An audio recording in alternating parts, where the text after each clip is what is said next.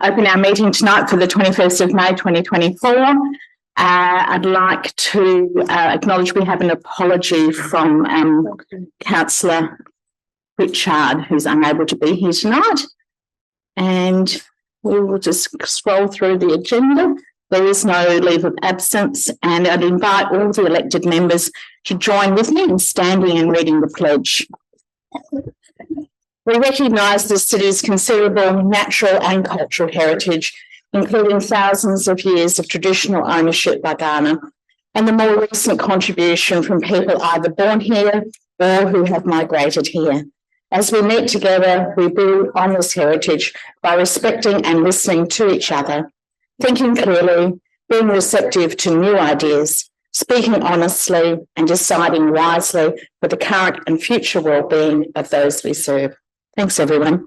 And just to welcome people in the gallery tonight as well, and remind you that this meeting is being recorded, and if you are in the gallery, you will be picked up on that record. And we really hope that it's a worthwhile time for you to be here. If there are people who interrupt the meeting in any way, you will be invited nicely to begin with to leave the meeting.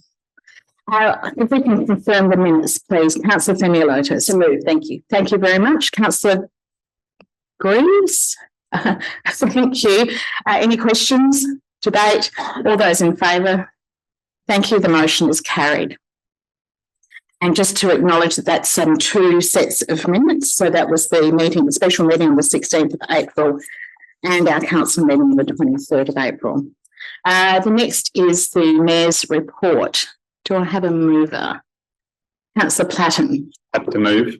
Thank you. And Councillor Themeliotis. Second. Any questions, debate? I'll put the motion. All those in favour? Thank you. That's carried.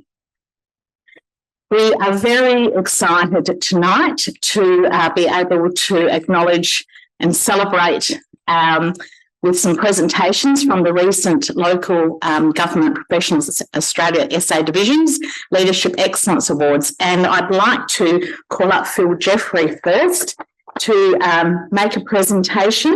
And would you like to say a few words about your awardee? Excellent. Trevor won the Local Government Professional Emerging Leader of the Year award this year over some really high quality finalists throughout the state, and his whole team is extremely proud, as are his managers, of his efforts and this recognition and achievement. Trevor started our community safety team as a ranger in August of 2020, before progressing into the role of a technical support officer in November 2021. During this time, Trevor participated in the Immersive Leadership Program, and in January of 2023, he won the position of the Coordinator of Community Safety. Trevor is currently participating in the LG Professionals Ignite program, leadership program, and he's always striving to improve his leadership and knowledge. He's a valued member of our community safety team, and he's currently sitting in the position of the coordinator of that team and the fire prevention team. And so, congratulations, Trevor, and good luck.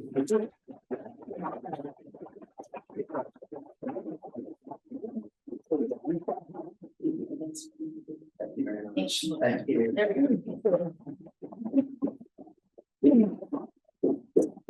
And because one is never enough, I'd also like to now call up Judith Lowe, who's presenting the award for the Excellence in Community Services and Development with the Active Ageing team. Thank you very much. We're also very proud to have won this award across our team. And I just wanted to explain really why we're in this work. 32% of the population of Onkaringa is currently over 50. And we know that by 2056, it'll be a quarter of Australians, and they'll have an average life expectancy of 95 years. Good. But flourishing in the second half of life is not always guaranteed. Too often we see our elders as an ageing described as negatively, you know, that it's a challenge, it's a burden, or even a fear. And we would like to consider perhaps our community could be considered as elders, not just elderly. Perhaps they could experience ageing as an extraordinary process where they really become the person they always should have been. So that's why our team at the City of Onkaringa developed the Living Well Matters suite of programs. They're workshops, conversation series, online, and they really support the journey from 50 upwards They're standalone, but they're complementary community initiatives that aim to support people through these challenges and transitions, which are different in the later half of life. So we've thought about retirement, resilience, the realities of ageing, building confidence and self-efficacy, and practical planning around housing, care and services. I need to thank both the University of South Australia, who provided expertise, our community partnerships with Zest Creative. We translated evidence from the evidence base, we co-designed it with the community, and over 400 people have already participated. So hopefully we are empowering our residents to age well and to flourish. Thank you. Fantastic.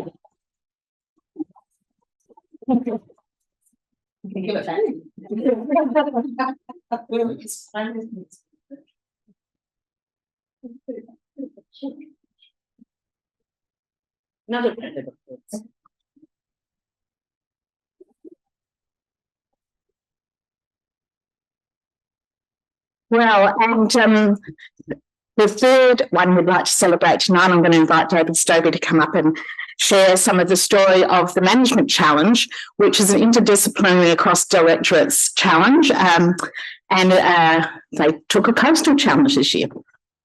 It is. Thank you, Chair. So the Management Challenge is a dynamic simulation-based program which uses real local government themes replicating issues faced by senior management teams. The event is held annually in each state of Australia and New Zealand, and Council selects a team of up to 6 participants to represent them in the challenge.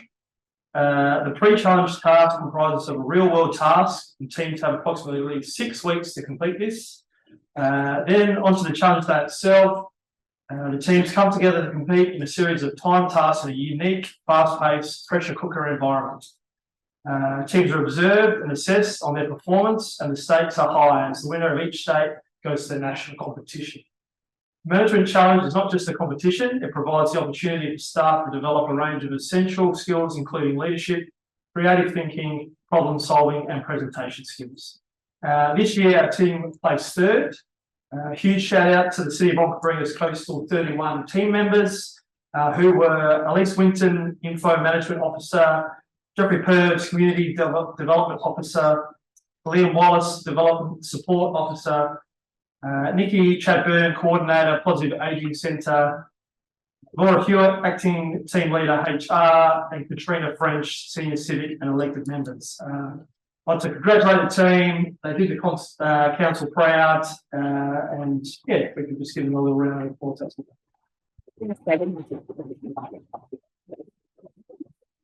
Thank you so much. It's really a wonderful thing to celebrate the work that happens here, and we're really proud of all of you as well. So thank you. Now we move on to item 7, which are the deputations. We have 2 this evening, and I'd like to invite our first deputation up, Sean Weatherly. Sean's going to talk to us and give us a presentation regarding the Hopgood Theatre. And he's got some slides, which I think you can all see. So those of you following along at home, this is page 21 on our agenda.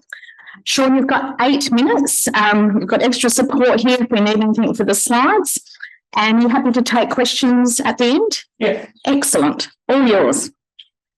Hi, my name is Sean Weatherly. I'm passionate about performing arts in our community, and I've advocated strongly for the Hopgood for many years. I'd like to recognise Council's leadership in saving the Hopgood. As an invested resident and artist, I would like to see the theatre thrive. For the past 15 years, I've been working as a researcher for Ausstage, the Australian Live Performance Database. Ausstage is a federally funded research project based out of Flinders University and holds over 470,000 records. Ausstage was welcomed into the prestigious UNESCO Memory of the World Register recently, honouring its documentary heritage of significance in Australia. For the past month, the staff at the Hopgood have allowed me to document the live performance history for the period 2013 to 2020. Tonight, I'd like to share with you some findings from the Hopgood performance data. To find the data, simply open the Ausstage homepage at www.ausstage.edu.au, type in Hopgood into the search bar, click the venue button, and then click search. Click on the Hopgood Theatre, and then all of the listed live performances will appear. I must make it very clear that in offstage, live performance does not include the following activities. It does not include school graduations, film screenings, citizenship ceremonies, council meetings and functions, TAFE lectures and speaker events, rehearsals, bump in and out days, and it does not include residencies by companies or groups. I've broken down the general usage of the theatre into months of each year. In total, there were 564 unique live performances over the period. The table shows the theatre had low usage during the first 3 months of each year. Towards the middle of the year, there are more events, and by the end of the year, it's running close to full capacity. From 2013 to 19, the theatre increased its live performances by 43%. In 2020, during COVID-19, as you can see, there were many cancellations. In offstage, we can look closely at the 564 events over the period. The highest percentage of content is dance on 43%. Music theatre follows on 21%, with music on 18% and theatre spoken word on 17%. Dance schools and school performances made up 63% of the entire content. Professional productions made up 28%. Community performance was 5% and youth theatre 3%. If we drill down into the professional content, music is the highest on 35%. There we go, sorry. These acts include impersonators and tribute bands to music legends such as Neil Diamond, Roy Orbison, the Everly Brothers, Elvis, ABBA, the Mamas and Papas, Frankie Valli and the Four Seasons and the Bee Gees. 5 tours from the Wiggles were the largest contribution to professional children's music. Children's theatre scores the highest as a secondary genre on 12%. The biggest contributors were Patch Theatre Company, Windmill Performing Arts, plus multiple tours from the Fairies. Lifelike Touring also contributed with productions of Sesame Street's Elmo and Dora the Explorer. Popular music also scored high on 11%. Cabaret on 11% and musical 6% was derived mainly from the content from the annual Morning Melodies program. I now have some visualizations to show you. Firstly, we have 31 schools performing in the theatre from Onkaparinga, from Flagstaff Hill down to Wollonga. Next, we have 18 schools outside of the area travelling as far from Parkside in the north, across to Meadows in the east, as well as several schools down in Victor Harbour. There were 49 schools in total. There were 25 dance schools from Onkaparinga, from Aberfoyle Park in the north all the way down to Waldinga. And there were 12 dance organisations outside of Onkaparinga, hailing from Paraka in the north across to Strathalbyn and down to Victor Harbour. There were 37 dance schools in total. Some content at the Hopgood had a government subsidy or grant attached. 40 out of the 156 professional events, or 25%, attracted public funding. This equates to 7% of the overall content. 33% came from South Australian children theatre companies. Arts SA contributed 70% of the government subsidy, with the remaining 30% coming from interstate, with Victoria leading on 18%. 38 out of the 40 also attracted federal funding from Creative Australia. Council supported 18 live performances staged in the Hopgood over that period. It's not clear what type of support it may have been in the form of a grant, free rehearsal or performance space, advertising or something else. 67% of the supported events were for youth theatre, and there were 21 live events performed as part of Activate Ramsay Place outside the Hopgood. You can view all of the Onkaparinga Council supported events in offstage by searching for Onkaparinga and selecting organisations. So what does the data tell us? It tells us that the theatre is the quietest during the first 3 months of the year and incredibly busy at the end of the year. Only one Adelaide Fringe event was tracked during the entire period. We also know from the data the theatre can't rely on government funding to provide more content. Council could provide sweeteners or special deals to encourage more private presenters during the quiet times. Some SA-funded theatre companies that were absent during the period include Brink Productions, Slingsby, Tootie Arts, No Strings Attached, Restless Dance Company and Australian Dance Theatre. Underperforming secondary genres for professional theatre included drama, circus, and stand-up comedy. Secondary genres with no content at all included burlesque, disability-led arts, amateur theatre, and martial arts. Youth theatre performances at the Hopgood ceased in 2018, and all professional dance content was imported from interstate or overseas. There was also no content from any of South Australia's professional arts training institutions. So there's close to 2,000 contributors connected to the Hopgood that are in offstage. Local performers include Matt Gilbertson, who is also Hans the German, Jackie Phillips, Astrid Pill, Adam Goodburn, Nathan O'Keefe, Michaela Berger, Tim Overton and Nicholas Cannon. Musical theatre stars include Frankie J. Holden, John Lidgerwood, Amity Dry, Virginia Gay, Philip Gould, John Bowles, Ian Stenlake, Rachel Beck, David Hobson and Marina Pryor. Musicians and singers include Athel Guy, Janet Seidel, James Morrison, Ross Wilson from Daddy Cool, Tom Burlinson, Becky Cole, Normie Rowe, Peter Coombe and John Stevens. Famous comedians include Greg Fleet, Jim Owen, Fiona O'Loughlin, Steady Eddie, Kitty Flanagan, Denise Drysdale, Arj Barker, Ross Noble, Kevin Bloody Wilson and Colin Lane from Lano and Woodley. Well-known actors treading the boards include Val Lehman from Prisoner, Keith Michelle, Kim Gingell, also known as Colin Carpenter, John Jarrett, Kevin Harrington, Peter Phelps, Jay Lagai and Natasha Wanganeen. So the Offstage database has Apache history for the Hopgood prior to 2007. If anyone has any old programs or data, we'd love to include it online. You can contact me or you can submit your data via the Offstage website to be added. So I will continue to provide my support as a member of the Onkaparinga Arts and Theatre Supporters Reference Group, led by council staff with Country Arts SA, Hopgood staff and community members like Harry Dewar, Bill Jameson and John McFadgen. Thank you for your time. So much, Sean. Appreciate it.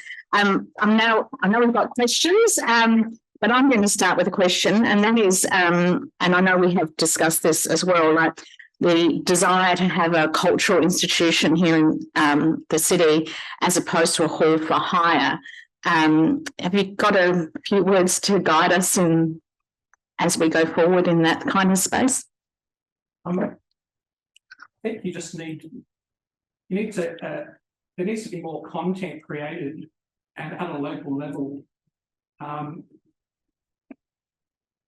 Because at the moment you're relying on people hiring the hall, and you're also relying on private presenters to book the theatre.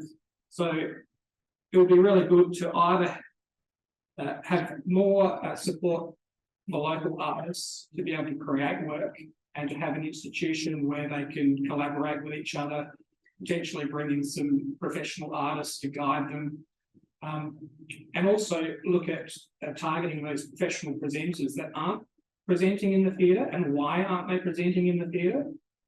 If you look at the last Fringe Festival, there was also only one production, which was a boy group called the 64, who were amazing. But they booked out two performances at the Hopgood, and it was nearly full on both occasions. So I believe that there's an audience there. We just don't have the content coming in to provide the audiences with the content to come out to the theatre. Thank you. Councillor Drew.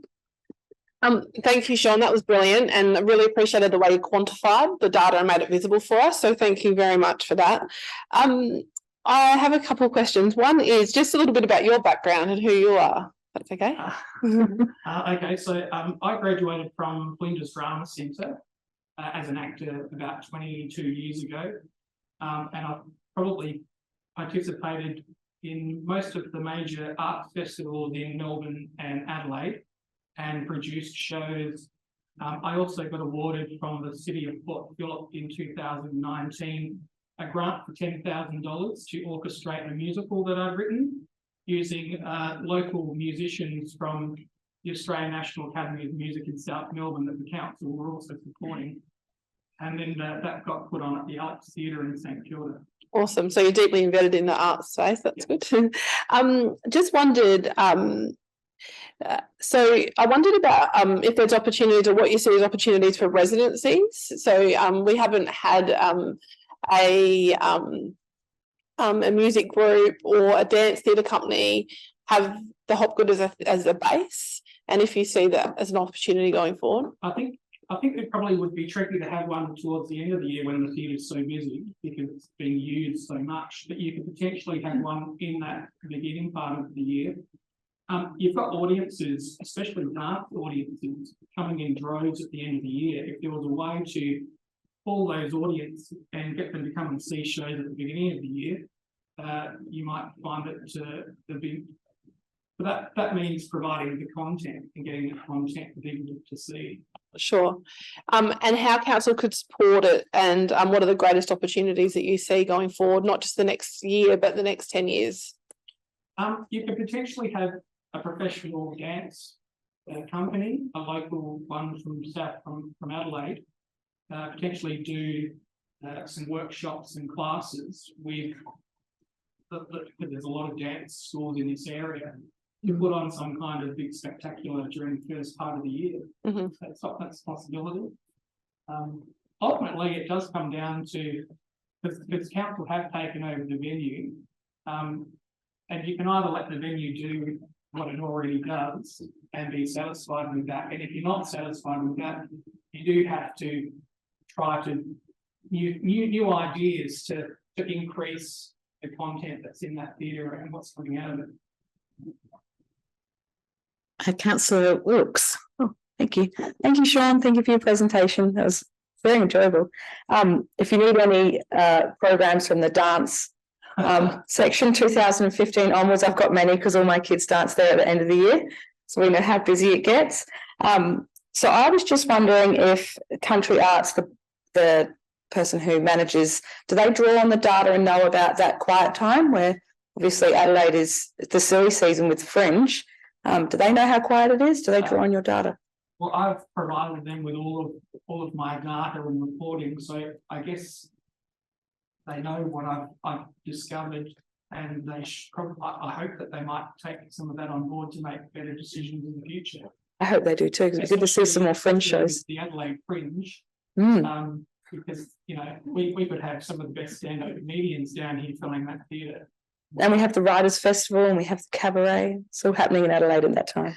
Thank you so much. Councillor Bill. Thanks, Sean. That was a fabulous presentation. Any way we can get some of that data, or is it already provided to us? Or we just have to go online to find that data? You can go online and it's all there. And I've already started filling in the last 4 years as well. Excellent. Fantastic. I really enjoyed that. I've just a question about all the performances, I'm assuming also, of course, require people to rehearse. So does that data highlight, I may have missed it, how many times people or groups will be rehearsing and using the Hopgood Theatre, or could? So a lot of the schools and dance companies, they do book one rehearsal day on top of their performances.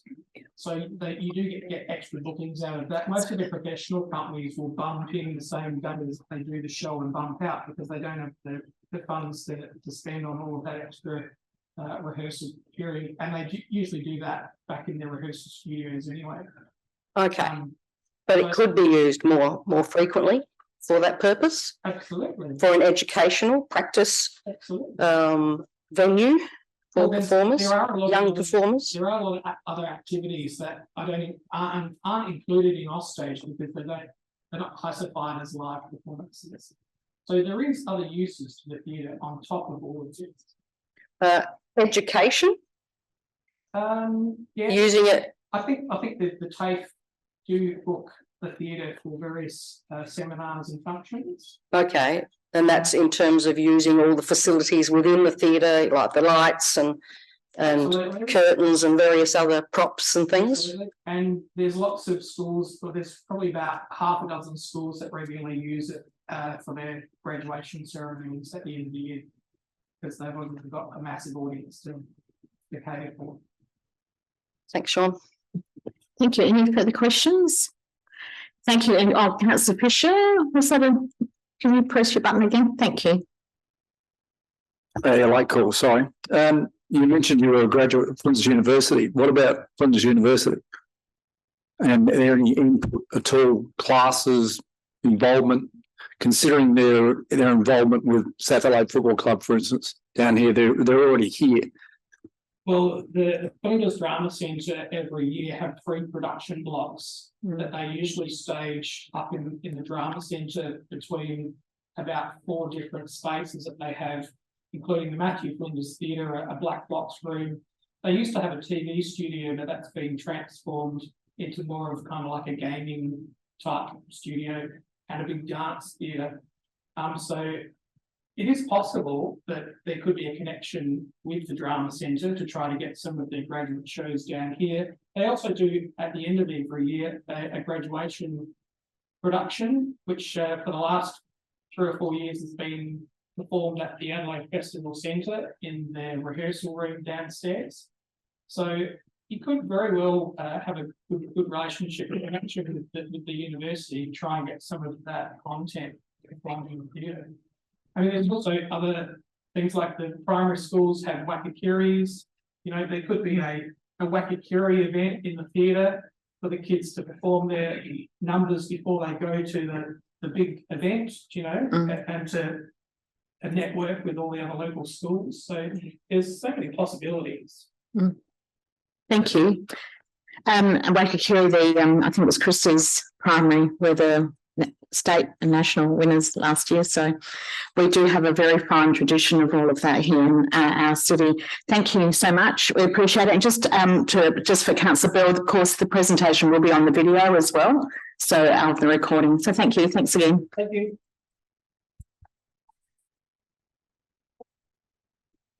I'd now like to welcome Jonette Thornsteinsen from Minton Farm regarding the cat curfew and confinement, and she's being joined and supported by Bev Lange, who we know well in this chamber.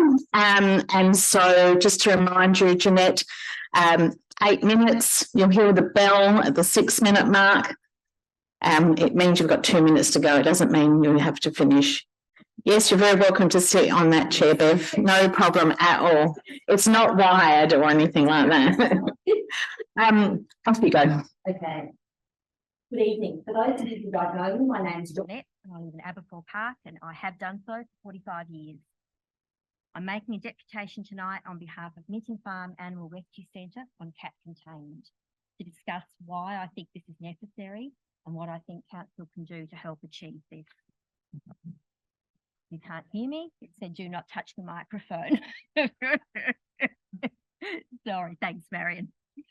So I am a lifelong cat owner, and for the past 20 years, my succession of cats have lived inside. I currently have 3 tabby cats, thanks to my friends involved in cat rescue.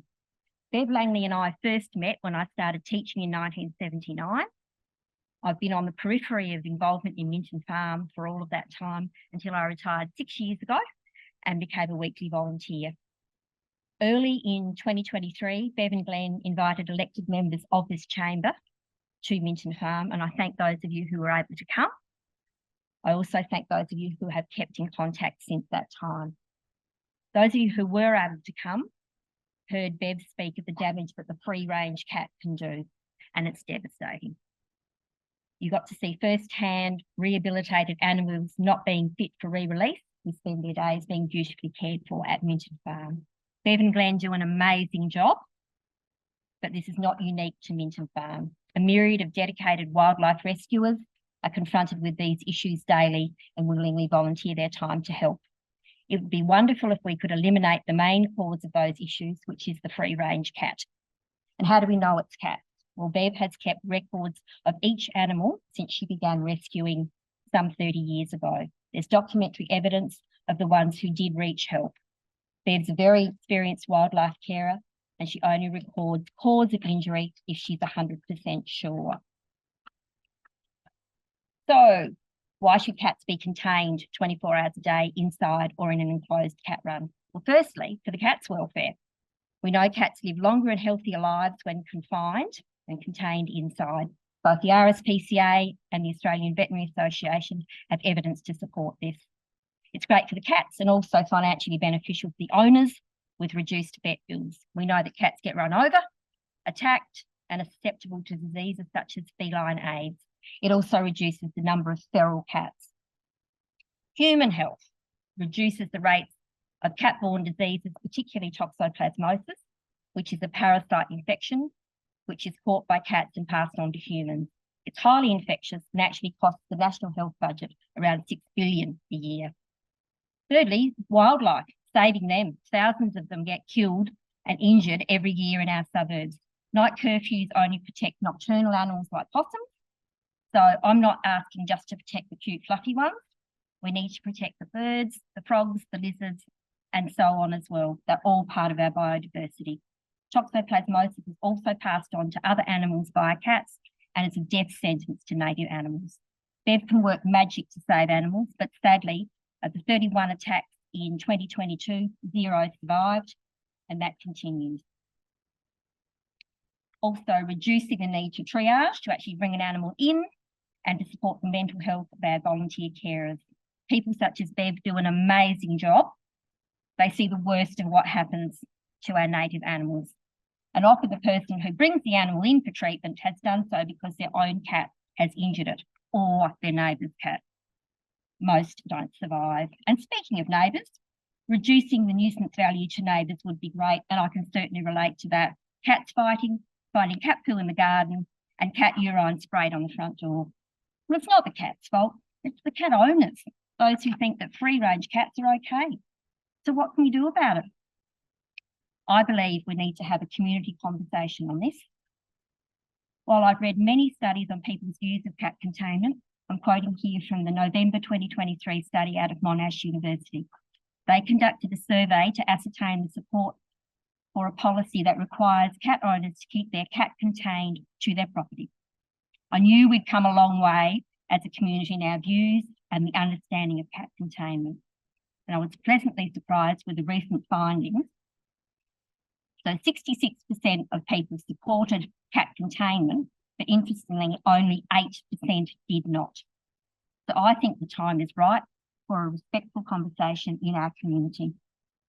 Adelaide Hills Council brought in a 24-hour cat containment bylaw in January 22, including permitting a cat to go to the vet in a cat container and to go for a walk on a leash. Mitcham Council brought theirs in January 24, but it's grandfathered. But hey, at least it's the start. Minton Farm is situated in Cherry Gardens, and it receives rescues from far and wide, but primarily from the catchment of those two councils, plus the city of Onkaparinga. There's been a significant drop in the number of native animals injured by cats in the Adelaide Hills Council since the implementation of their bylaws. In 2020, 6 out of 8 rescues were from cat attacks. So far this year in 2024, it's been 1 out of 30, which is a fantastic result.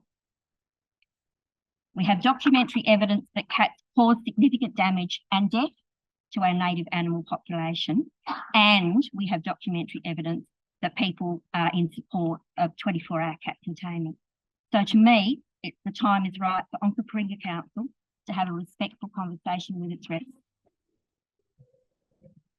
I know council's in budget repair mode. I know there's a moratorium on spending, but there isn't a moratorium on caring. This council has a proud record in environmental issues. Please don't let our native animals down, or our cats for that matter. I ask that council conduct a Your Say community consultation survey to determine community support for the introduction of 24-hour cat containment laws and curfew bylaws in our city, and for the results of the survey to be included in the council's submission to the consultation on the Dog and Cat Management Act review. We request the Mayor writes to Minister Close and all state government MPs in our city, informing them of the results of the community consultation survey once complete.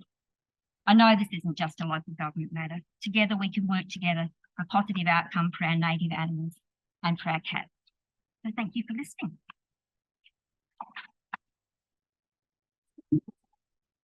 Yeah, thanks so much, Jonette. You're happy to take questions? I can. Would you like to stand on this? Absolutely. Councillor Themeliotis.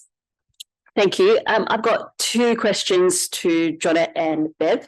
My first question is, what's the difference between a cat bite, a dog bite and a fox bite, and why is a cat bite so bad?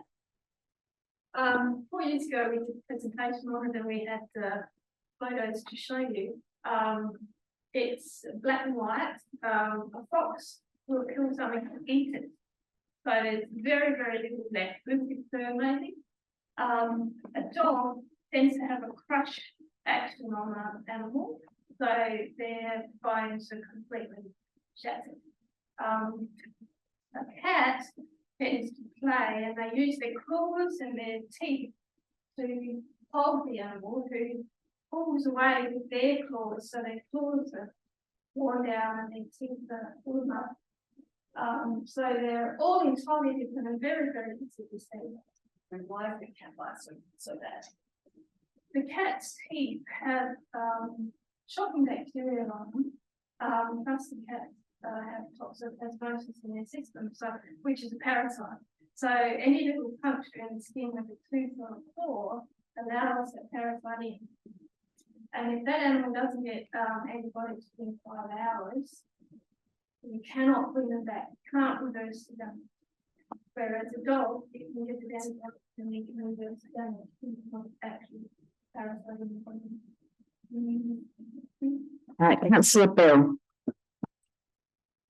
Thanks, Jonette and Bev, for your deputation. Yes, thank you for Councillor Themeliotis for those questions, similar to the ones I was thinking of asking. I just wanted to ask how, can you explain some of the other situations that lead to the spreading of toxoplasmosis? Bev's actually the more veterinary, and she's seen far more than I have. Years and years ago, 30 years ago, our kangaroos started hemorrhaging blood from their nose in their own little yard. And the vets came and they tested them, and what had happened was the neighbour's cats had come into the rear yard over 6 foot fence and defecated in the soil. That meant when the animal ate grass, the parasite got into the kangaroos and they all came down the top of the toxoplasmosis.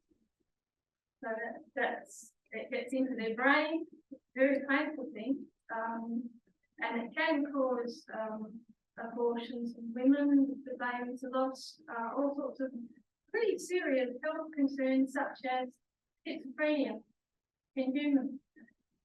And that's a well-reported fact that the toxin affects the brain seriously.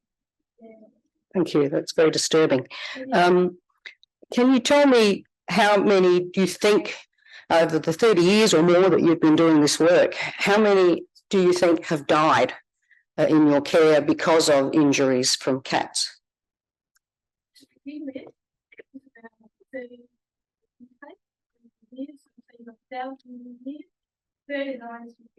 cats. So that's gone on for 30 years, and that people are so much more aware now. They're keeping their cats contained on these, and less volume of cat infections come through. So it would be 10 to 10,000 of animals that I've personally got that have come into care, whether it be a whole batch of baby ducklings or possums or birds, massive amount of animals. A question about animals that are extinct in South Australia. Do you have any data on that at all?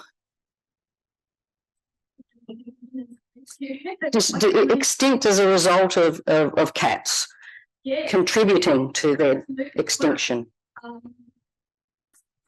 Animals like bandicoots get a lot of toxo because of cat feces in the soil. So we all know that degradation of bandicoot populations in the area, and they're confined to deal with now, but they're still suffering from toxo. So things like the dunnarts, antechinus, crows, all sorts of animals throughout the country have died because of the impact of cat feces.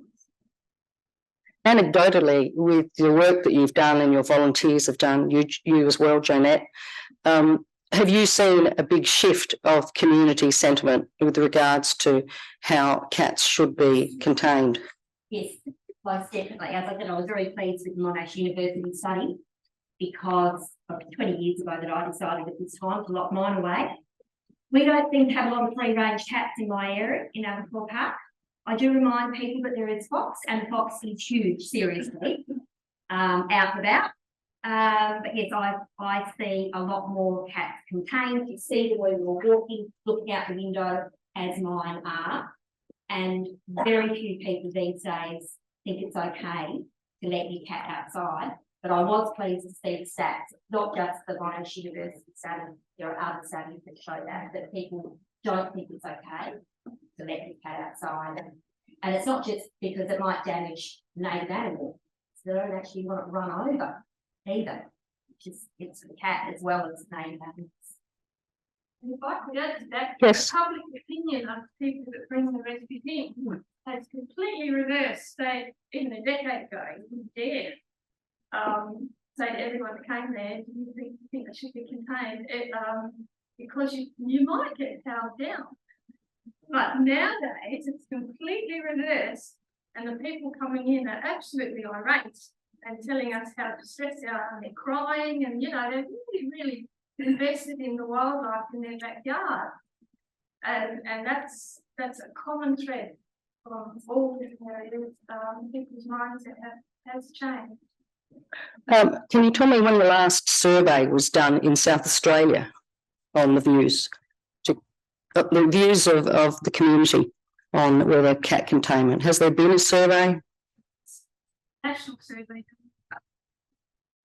23, and that showed there's only nationally there was 8% of people who were opposed to cat containment. Okay, no further questions. Thank you. Councillor June. Thank you for the presentation. That was fantastic. I wondered if there's actually a network of other rescue organisations and if there's actually collective data across, so we get a whole picture. Because the reason I'm asking that question is I'm conscious about your location.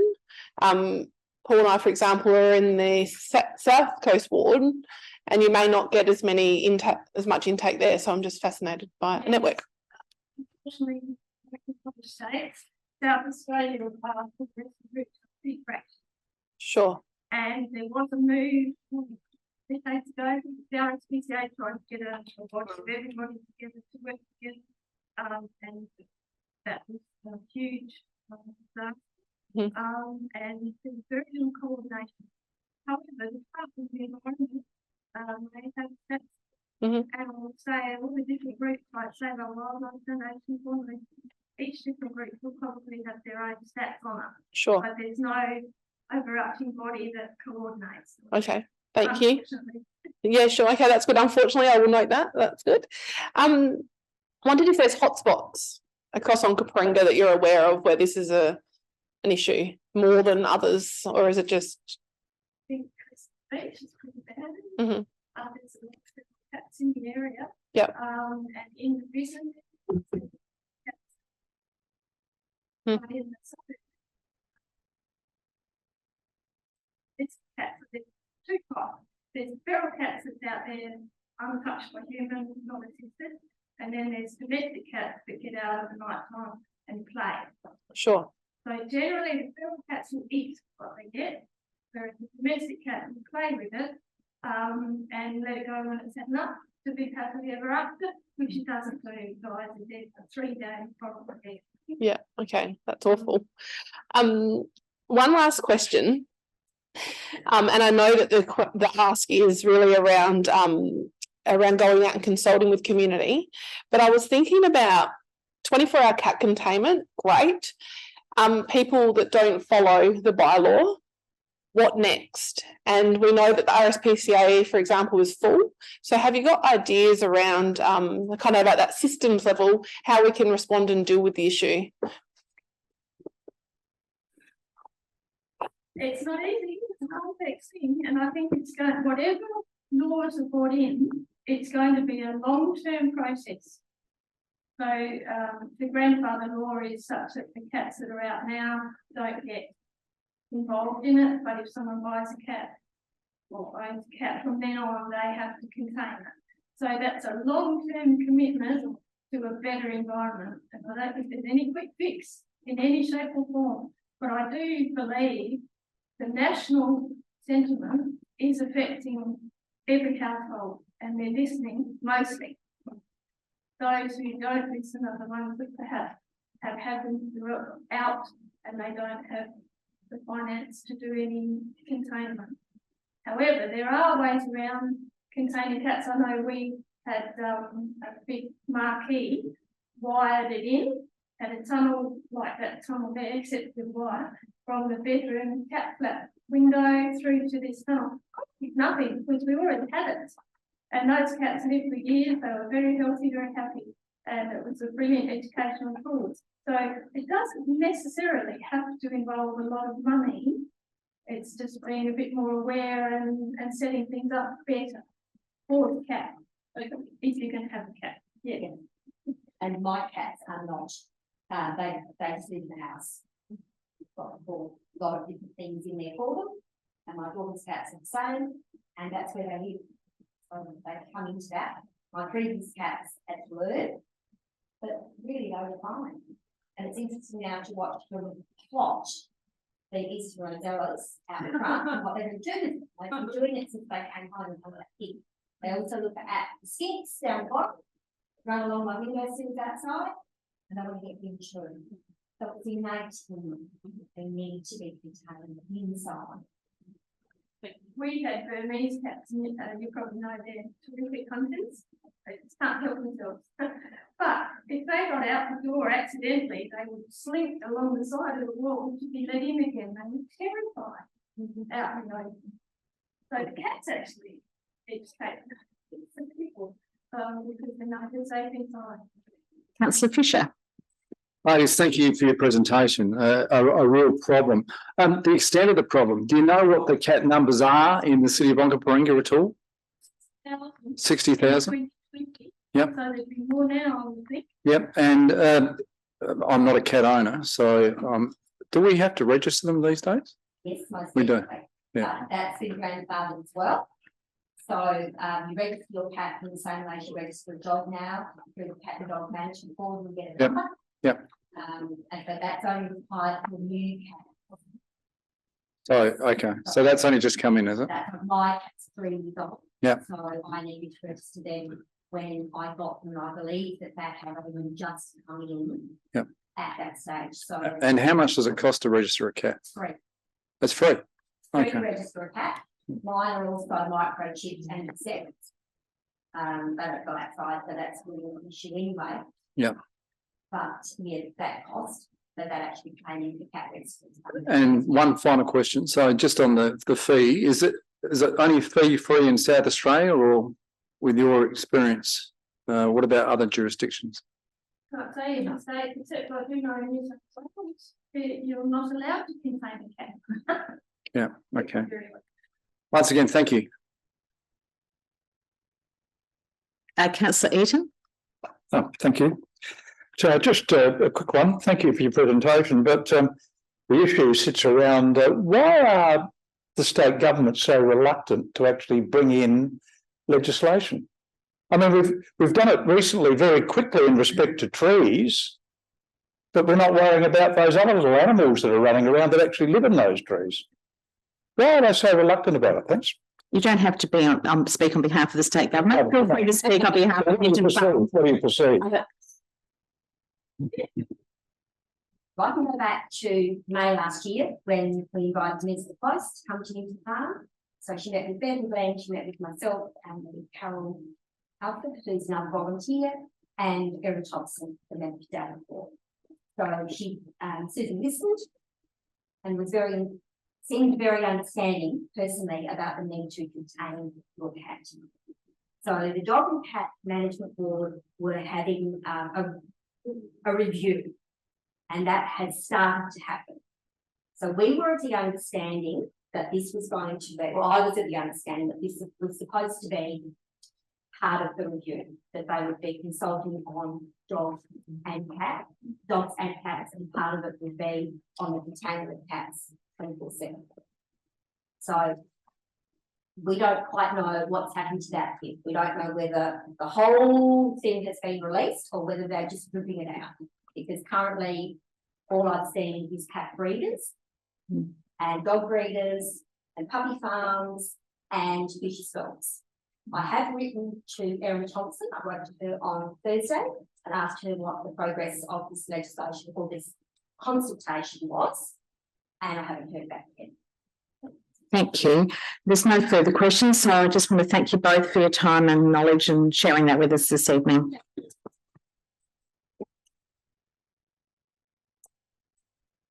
Okay, we're now up to section 8 on our agenda, and this is the reports of committees, and we have the Special Audit and Risk Committee meeting minutes. Do I have a mover? Councillor Platten? Happy to move as written. And Councillor Yeomans? Oops. Go ahead and second that. Did either of you wish to speak? Question? Just a quick one on that meeting on the 15th of April. Yep. There was a fair discussion on the debt retirement strategies, and I guess important to ensure that the measures that are developed are sustainable. Retaining a focus, or certainly putting a focus on downward pressure on costs, particularly if there's going to be a compliance with the recommendation from the scales where we're not supposed to be, they're not keen on increasing rates above CPI, so we need to be looking at the expenditure.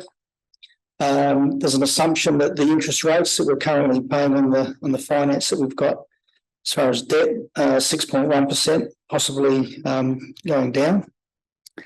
Obviously focusing on renewal and reducing on the expenditure side of things and on new projects. And there was some updates provided to the council for their special meeting on the 16th of April that was circulated through the CEO, so I appreciate that. Thank you. Thanks, Councillor. Any questions, debate? All those in favour? Motion is carried, thank you. And 8.2, the meeting minutes of the audit and risk of the 9th of May. Do I have a mover? Councillor Eaton? Yeah, I'll move. Thank you, Councillor Bell. Happy to second. Anyone wish to speak to that item? I'll put the item. All those in favour? Motion's carried. Thank you very much. Now into reports of officers. So for those following it, we're on page 41. Item 9.1, I believe there's an update here. Is that right? Go ahead. So through the mayor, we have received a number of informal questions which were responded to via email this afternoon and are included in the yellow folders. Thank you. Councillor Eaton. Yes, I certainly have an alternative motion that I've put up. If we could have that up, please. Sure. Primarily what this is doing is ensuring that the dog registration side of things gets through because we actually need to do that to get to the Dog and Cats Management Board so that the renewals can go out. But I'm also asking that the remainder of the items be deferred till at least that we get a briefing of the USA stuff, which is going to actually happen tomorrow night. And then following that, we've had our opportunities to have a discussion, then we can put it to that special council meeting that's going to come up for the budget. So I certainly support this one that gets it through, but it also meets that requirement that the community have been quite concerned about this current budget. There's a whole lot of questions about it, and we need to leave you for the debate, Councillor, if that's okay. Can I just give people to have an opportunity just to read that up on the screen as they may not, and then I'll call for a seconder. Dog and cat management. Yes, thank you. Although there may be some truth in that as well. Thank you very much, Councillor.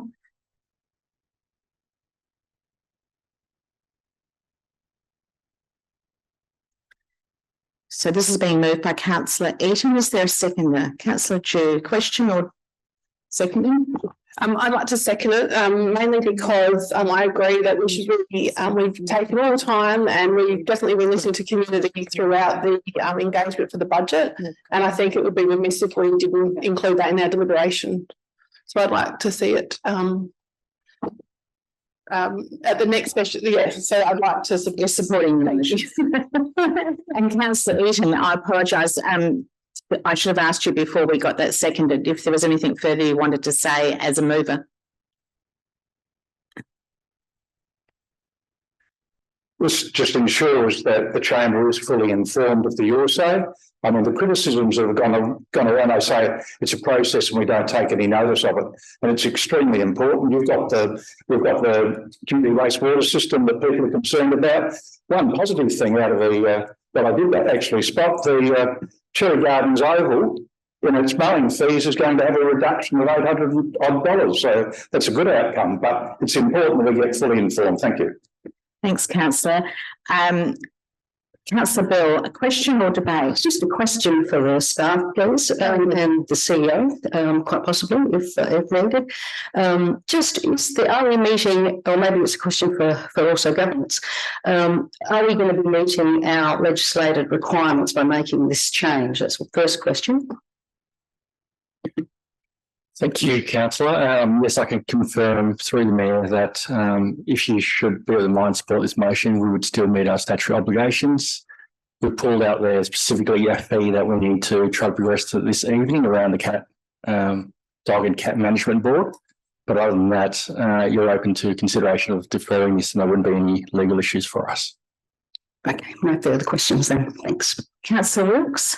Can I just ask in relation to next year, how will we proceed? Will we be doing it the same way or looking to combine them like we have this year? Through there, members, as we continue to look at how we might be able to do things better, this year we've done pretty much what we've done in previous years. Next year we'll look at exploring how we might be able to release the fees and charges alongside the budget, given the interest of it. That gives an option for the community to also give comments to us in relation to that and then bring them together in terms of the adoption. So that's something we'll explore for next year. But this year we've continued down the path that we have in prior years. Thank you. Any further questions, debate? Back to you, Councillor Eaton, to close. I'll put the motion. All those in favour? All those against? The motion's carried unanimously. I think we should put on that. Thank you very much, everyone. Item 9.2, the quarterly finance report of the budget. Councillor Wilkes, are you moving this motion? Yes, please. Do you wish to speak to it? I'll just speak briefly. I'd like to say that I think it's great that there's the extra funding there for the LRCI available to complete the Noarlunga to Salix Trail that was put aside for the Witten Bluff. I think it's fabulous that safety and that link will happen now between Noarlunga and Salix, and it's even better that it's done on 100% federal funding. I just wanted to point out with the position of the council and the original and the approved and the adopted budget deficits in there, and that I hope that we're in a different position yet next year, this time next year, not recording or reporting deficits. So thank you. Thank you. Do I have a seconder for this item? Councillor Greaves. Happy to second, thank you. Thank you. Just wish to speak. Councillor Wilkes, did you wish to close? All those in favour? All those against? The motion is carried. Thank you very much. 9.3, the analysis of the planning system. The implementation review final report. Councillor Platten. Thank you. I'm happy to have this. Do you wish to speak? Yep, just briefly to say that I, along with, I would assume every other elected member, is constantly asked about the planning system and why we can't fix certain things. I think this goes some way to show our advocacy from a governance level into trying to make it a better system. And I note that some of the recommendations that have been put forward out of the 72 have already come into effect, with Minister Champion announcing the changes to regulated tree. So I do support it. I think it's a really good step in the direction. Thank you, Councillor. Councillor Wilkes. I'm happy to second. Do you wish to speak? I just wanted to thank staff. So you guys have done a great job going through everything. I loved the table and how you really laid it out for us at what state government is supporting, what council is supporting. And I think it was a fabulous report. I just wanted to highlight that it was sad that the state government haven't acknowledged the loss of community voices that the local council, that the Onkaparinga Council has pointed out, and I really hope that that can be picked up. Thank you. Thank you. Any further questions? Debate? I'll put the motion. Oh, councillor Platten, just to close.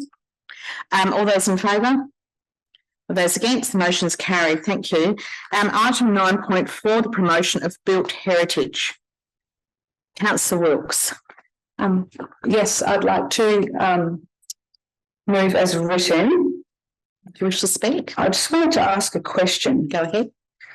So on page 278 for the Local Heritage Code Amendment, it talks about halfway down, the next significant step in the process involves the engagement of the local heritage property owners and the community on the Local Heritage Code Amendment. I know that's come up a few times, the Local Heritage Code Amendment. I was just wondering how that engagement will happen. Happy to take that. Through the Mayor. Yeah, so the status of that code amendment is it's currently with the state government. It's waiting the minister to approve the initiation of the code amendment. So that's the status. What will follow that initiation will actually be the development of the code amendment itself. We'll report back to council to endorse the code amendment as written and the engagement plan that goes with that. Now, that engagement plan will be in accordance with the state government's engagement charter, which is reasonably well aligned with council's own engagement policies. So that full engagement plan will actually be presented to council for consideration and approval prior to going out to public engagement. Awesome, thank you. Oh, sorry. Do you want to just, Councillor Eaton, can I just ask you to unplug, and then Councillor Wilkes, your speaker should be on now. Thank you. Excellent. So I'll just speak to it quickly. I found this very interesting. I love that we're going to accommodate the whole range of different ways to display our built heritage and our local heritage into the operating budget, and how we can have the different proposals of how we're going to get our heritage out there. I really do love the heritage of our city. I love our city. And then I just wanted to highlight how you said that we could do possibly open days, and we do have a sustainability open day run by, I think it's maybe an NGO or private organisation that opens up sustainable houses, and that always is super popular in the area, and they do it on a day. So if we did do something like that, that would be great to see with our beautiful city. So thank you. Councillor Eaton? Yes, I'm certainly supportive of it, having a bit to do with the National Trust on a... Yes. So, no, it's extremely important. You look at some of those lovely buildings that we've got around the place, and you look at how some have been destroyed, or even their local environment's been destroyed as well, and we need to keep that. Thank you. Any questions? Debate? Councillor Wilkes, did you wish to close? I'll put the motion. All those in favour? Against? Motion's carried. Thank you, everyone. And yeah, terrific report. So I know it'll be useful for others as well. So thank you. The Coastal Adaptation Plan, Councillor Wilkes. Oh, yes. Can I please move this one? Off you go. This was fabulous. Absolutely loved it. Great credit to the staff, Ines and Nina. I can't see Nina here, but always outdoes herself. I thought it was fabulous the way that they explained the 4 phases. I'm really happy that the 3 of them are complete, and that every single phase the community was invited to participate. Over 2,000 people visited Your Say, 87 residents attended workshops, 128 school workshops. We had 19 volunteer citizens. Fortunately, this didn't result in a huge amount of Your Say surveys completed on the plan, but I still think that the plan is incredible. It is really easy to read. It has beautiful pictures, it displays, but it's also very factual, and the actions at the back are really well designed. So I just wanted to say that I think that you guys did a fabulous job, and that it really does highlight the importance to protect our private and public assets. So thank you so much for making it a beautiful, accessible plan. I appreciate it. And so does my community. Councillor Eaton. Yes, I'd like to second it. Thank you. Commissioners debate. Just that we do have a magic coastline and we need to protect it. 31 kilometres of the 70 kilometres of metropolitan coastline, and you look at the variety that we've got. The unfortunate thing is that there's a lot of funding that's got to go into it, and we've really got to start to advocate to the state and federal governments to support us. In comparison, I found out that one particular council doesn't have to pay anything in the metropolitan area, which is quite interesting. Thank you. They get all state funding. Thank you. Any further questions?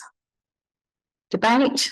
I'll put the motion. Oh, sorry, Councillor Wilkes, did you wish to close? Yes, but I just missed something. Can you push a button? Thank you. There we go. I did miss something on my notes, so I wanted to highlight it to the chamber, and just that in the plan, it does highlight that majority of the actions that we need to undertake happen in the second half of the century. That means that we need to be flexible and we need to be goal focused, and we need to keep this in mind. I know we're starting to advocate for the next state and federal elections, but this one really does extend across time. So it always needs to be in the back of our mind, because as Councillor Eden has said, we do have a beautiful coastline, and it's important to make sure that we are looking after it. And we cannot do it alone. Thank you. All those in favour? Against? The motion's carried, and it'll be terrific to share that too with our peers in the National Coast Council conference that's coming up. And it's probably worth also noting, thank you, Councillor Wilkes, for your leadership too, chairing that committee locally here in South Australia. Item 9.6, the federal inquiry into local government sustainability. I think this is Councillor Bell, actually. Did you have an alternate motion? Is that correct? Slight amendment. I think I did forward it in advance. I'm not sure if it was received. I think this is the one that's in front of us. Yes. A copy also be sent to the President of the LGA and to the South Australian mayors, state and federal MPs in our city. Do you wish to and I'd like to move it, obviously. Yep. And do you wish to say some more? Just to say a few things, yes. I want to congratulate the staff and the mayor for the document and the submission. I think it's very comprehensive, so well done. It highlights some really significant points and points to obviously the issues that we're having with our budget, the decisions, the hard decisions that we're making. Unfortunately, the federal budget didn't come necessarily to answer those prayers, but this is an opportunity, seeing the submission is open and has been extended till the 31st of May, with the key points about obviously the grants and our request to at least restore 1% of the taxation revenue for the provision of additional once-off payments. Number two is the level of government closest to community. It's increasingly clear that we're experiencing growing demand for services and infrastructure. Number three, that community expectations are outpacing council's abilities to deliver. Number four, that the growing impacts of climate change are also impacting on our ability to deliver projects. Five, cost of living challenges and a nationwide lack of housing are putting pressure on councils to step up into this domain. And six, the city of Onkaparinga has obviously experienced a cost shifting through decreases to government funding for the community and neighbourhood centres, just as a summary. So well done, and I look forward to the results. Thank you. Councillor Wilkes. Question or seconding? Just second it, please. Okay. Do you wish to speak? Yes, please. I agree with everything you said, Councillor Bell. That is very true, that we are lacking. The federal funding assistance grants are just at 0.5% of Commonwealth taxation, and that's down from 1% from 1996. Nationally, councils are delivering 33% of services, with only 3 cents in every dollar we get for taxation revenue to provide those services. So there is a massive lack. It's a real shame, because in the lead up to the 2022 election, Labor committed to provide a fair increases to financial assistance to councils, and the budget that we saw was the last chance for them to deliver it. They have not delivered, which is a real shame. So I don't feel like I need to repeat everything that Councillor Bell has said, but I did want to praise the Audit and Risk Committee for assessing the letter that we are sending. And I just want to say that they picked out some really great points as well. And I think it's fabulous that the council has put this together, that we have made a submission. And I really hope that in future that the federal government can look at local councils and give us a little bit more than the scraps that they have or they continue to give us. So thank you, staff, for writing this. And I hope it is accepted and read and acknowledged, and we are provided with more funding. Councillor Drew, question or debate? Only a small debate, please. I would also like to support Councillor Bell's motion or amendment.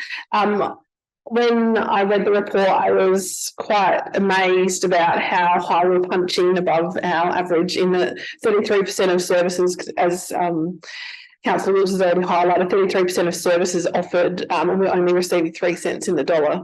I do feel that the submission's fantastic, but it does. I do have one wondering, and that's around new ways of working. I feel like our sector, the local government sector, we've been at the hand of government, federal and state government, and we are quite dependent and reliant. And we're seeing not just this government, but previous governments too, probably not investing in local government. And so I think our challenge now is to consider new ways of working together and new ways of bringing revenue in that aren't reliant on rates, as we've all had discussions about, and aren't reliant on grants and funding. But I think that this at least provides our perspective and our voice to the deliberations that the feds will have. So in support of it. Thank you. Councillor Bell, do you wish to close? Just to briefly say thank you to Councillor Wilkes and Councillor Dew and others, but also to say if we don't ask, we don't get. And also never assume that everybody understands what our needs are. And I think we can only do this collectively, and this is certainly an opportunity we shouldn't miss out on. Thank you. Any further questions, debate? I'll put the motion. All those in favour? Against? Motion is carried unanimously. I think we should have put for that one. Tangari Regional Park 9.7, illegal dumping and inappropriate behaviour. Councillor Eaton.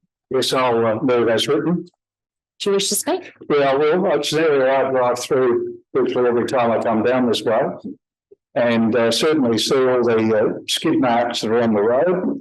I understand the issues that SAPOL's got also in respect to resources and trying to be proactive in trying to prevent that as well. There are opportunities for covert CCTV to be put in. I used to run that in SAPOL, and there are those opportunities. Even my whole section could do it, and they probably have far superior equipment to what we have. It also fits into a proposal I'll be putting up for the June Council meeting in respect to community safety and crime prevention across our area. And that will be hopefully coming up by the next council meeting, so that we could actually have a workshop looking at crime across the area and community safety for the National Crime Prevention Week that starts on the 28th of October. Thank you. Thank you, Councillor. Councillor Bell is seconding the motion or question. Thank you. I'd like to second and also debate briefly, if I may. Go ahead. Thank you. I just wanted to thank the staff for putting this report together that we asked for in February, I think, and obviously the collaborative work that they've done, particularly with Samantha Gross, who gave a deputation in February. Well done. Obviously, the work included significant teamwork by the staff, looking at to start with some auditing of the area and identifying hotspot areas and the biggest areas of concern, with which of course were the illegal dumping. And since then, acknowledge obviously the work that they've done in doing some vegetation pruning, identifying the need for signage, and obviously some of the collaborative work with SAPOL for monitoring of the area. I think the report particularly highlights the difficulties with some of the things that obviously we and the community would like to see done extra, like the CCTV issues.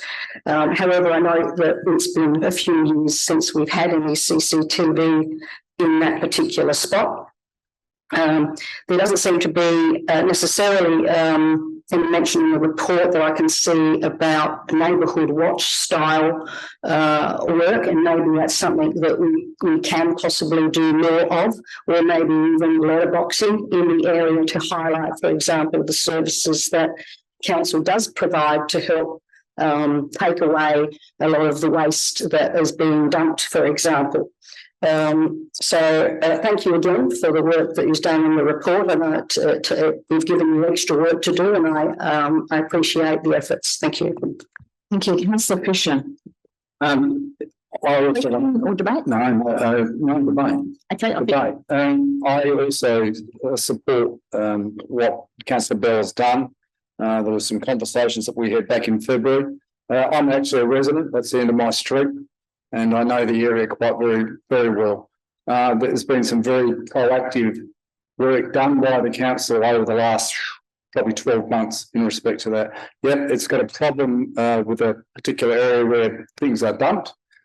And yeah, there's a problem with a bit of hoon racing around the place. Policing has been part of it in those last 12 months and times beyond that as well.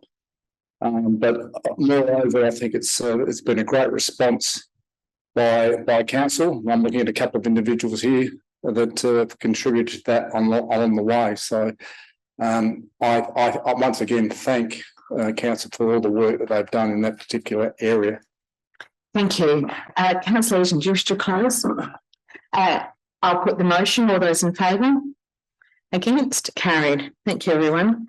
Item 9.8, use of consultants 2022 to 2023. Do I have a mover for this motion? Councillor Yeomans. Yes, I'll move this, please. Do you wish to speak? Leaving? Just quickly, just to acknowledge the quite substantive report that's attached. Outlines last financial year we spent $1.2 million in consultants. The motivation for asking for that report is all about transparency, looking for opportunities to maybe do things a bit better, and looking for opportunities to reduce some expenditure, driven by a lot of questions from from members of the community about how council is spending their money and what they can do better in relation to reducing that expenditure. So thank the staff for putting that report together in a timely manner and answering the motion, and thanks a lot. Yep. Thank you. Councillor Eaton. I'll second that. I've got nothing to say. Thank you very much. Councillor Fisher, a question or debate? Debate. Once I support the motion, I also argue and have mentioned before as well that the first step in any organisation should be to check how good we are at doing it ourselves in the first instance, and especially when you start talking about consultants without being too typecast in my response. Generally, it's followed by several zeros. So there's nothing wrong with actually staying in-house for a lot of things as well. Councillor Yeomans, you wish to close? I'll put the motion. All those in favour? Against? The motion's carried. Thank you, everyone. Item 9.9. This is honouring former councillor Richard Peat. Councillor Eaton. Yes, I'd like to move the motion. Thank you. Would you like to speak? Yeah, look, the three of us that remain from the last chamber were able to witness his passion for the coastline, and particularly getting up the Route 31 initiative, and it's a nice way to recognise that commitment. Thank you. Thank you. And Councillor Themeliotis. Yes, happy to second and just say a few brief words. First, I just want to thank council staff. It's not an easy task to have to reach out to a family in this sort of situation, and thank the elected members when we moved the original minute silence, where I mentioned Richard Peat and I having our constant back and forth banter on who's worse off, the north or the south. Richard is the north. but he was very lighthearted and you could joke around with him as well as have those serious conversations. And I actually remember when we officially opened the Route 39 and we went down there and Cosy was there was a lot of energy. It was an amazing day. It was very beautiful down there along the coast. And Richard was so proud of this particular project, had a lot of involvement in the design, or at least he tells me he had a lot of involvement in the design of this project. And as Councillor Eaton said, his connection to coastline in Dinga as well, the particular section we've picked, was really, really important to him. And I do mention his banter and how funny he was. We had one of our car clubs down there. So some amazing cars. We've got photos with cars, and we're sitting in the car, and I'm sitting in the back with Richard and his co-councillor sitting in the front driver's seat, and Richard and I couldn't help but laugh at the fact that his co-councillor requires a pillow to sit on in the front seat. If you know his co-councillor or have seen him, you know exactly what I'm talking about. Richard, your humour kept me going in that chamber. This is a fitting memory for you, and I can't wait to drive down there and see it. Thank you. Thank you. Councillor Greaves. Yes, thank you, and I absolutely support this. I unfortunately will think I was ill the night that we did a tribute to Richard. And while I won't carry on too much, I will just say that he was a truly incredible gentleman. A passionate advocate for his community. And I think, when we do see the passing of a former elected member, it's really nice that we can do something practical to honour them. We've had park benches in the past. We've had the Gilbert Room next door named after another one.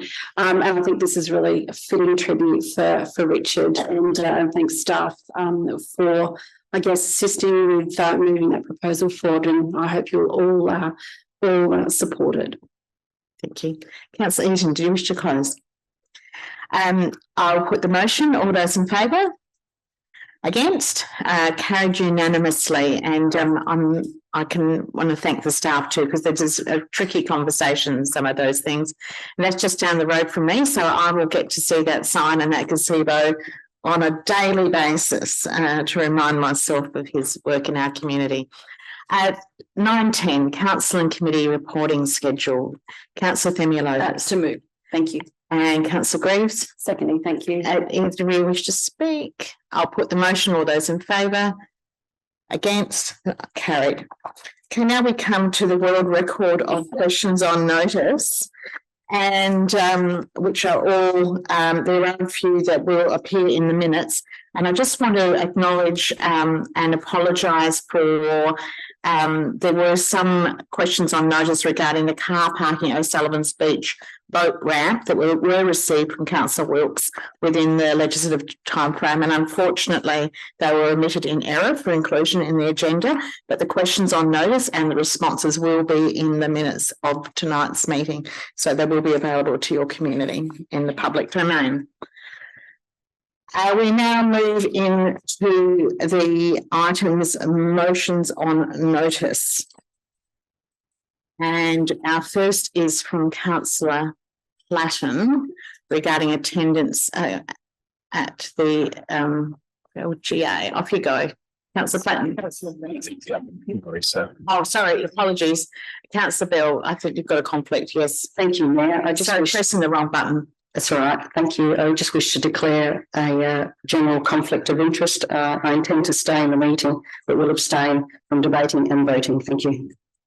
Thank you. Councillor, I'll back to Councillor Platten. All right. Now I'm back on. Thank you. So just to paint elected members a picture, back in March 2024, as I'm sure you're all aware, we voted not to fund Councillor Bell to go to the LGA conference later in the year. And my feeling and something that I truly believe is that the Chamber had no issues with Marisa representing the council, but it was purely a financial decision. That's certainly what I read when I read the motion from March. After a number of conversations with Marisa, it's come to my attention that because she didn't receive a yes from us, the event organisers have said that she can't go even if it was self-funded, as a delegate to the conference, which she had intended to do.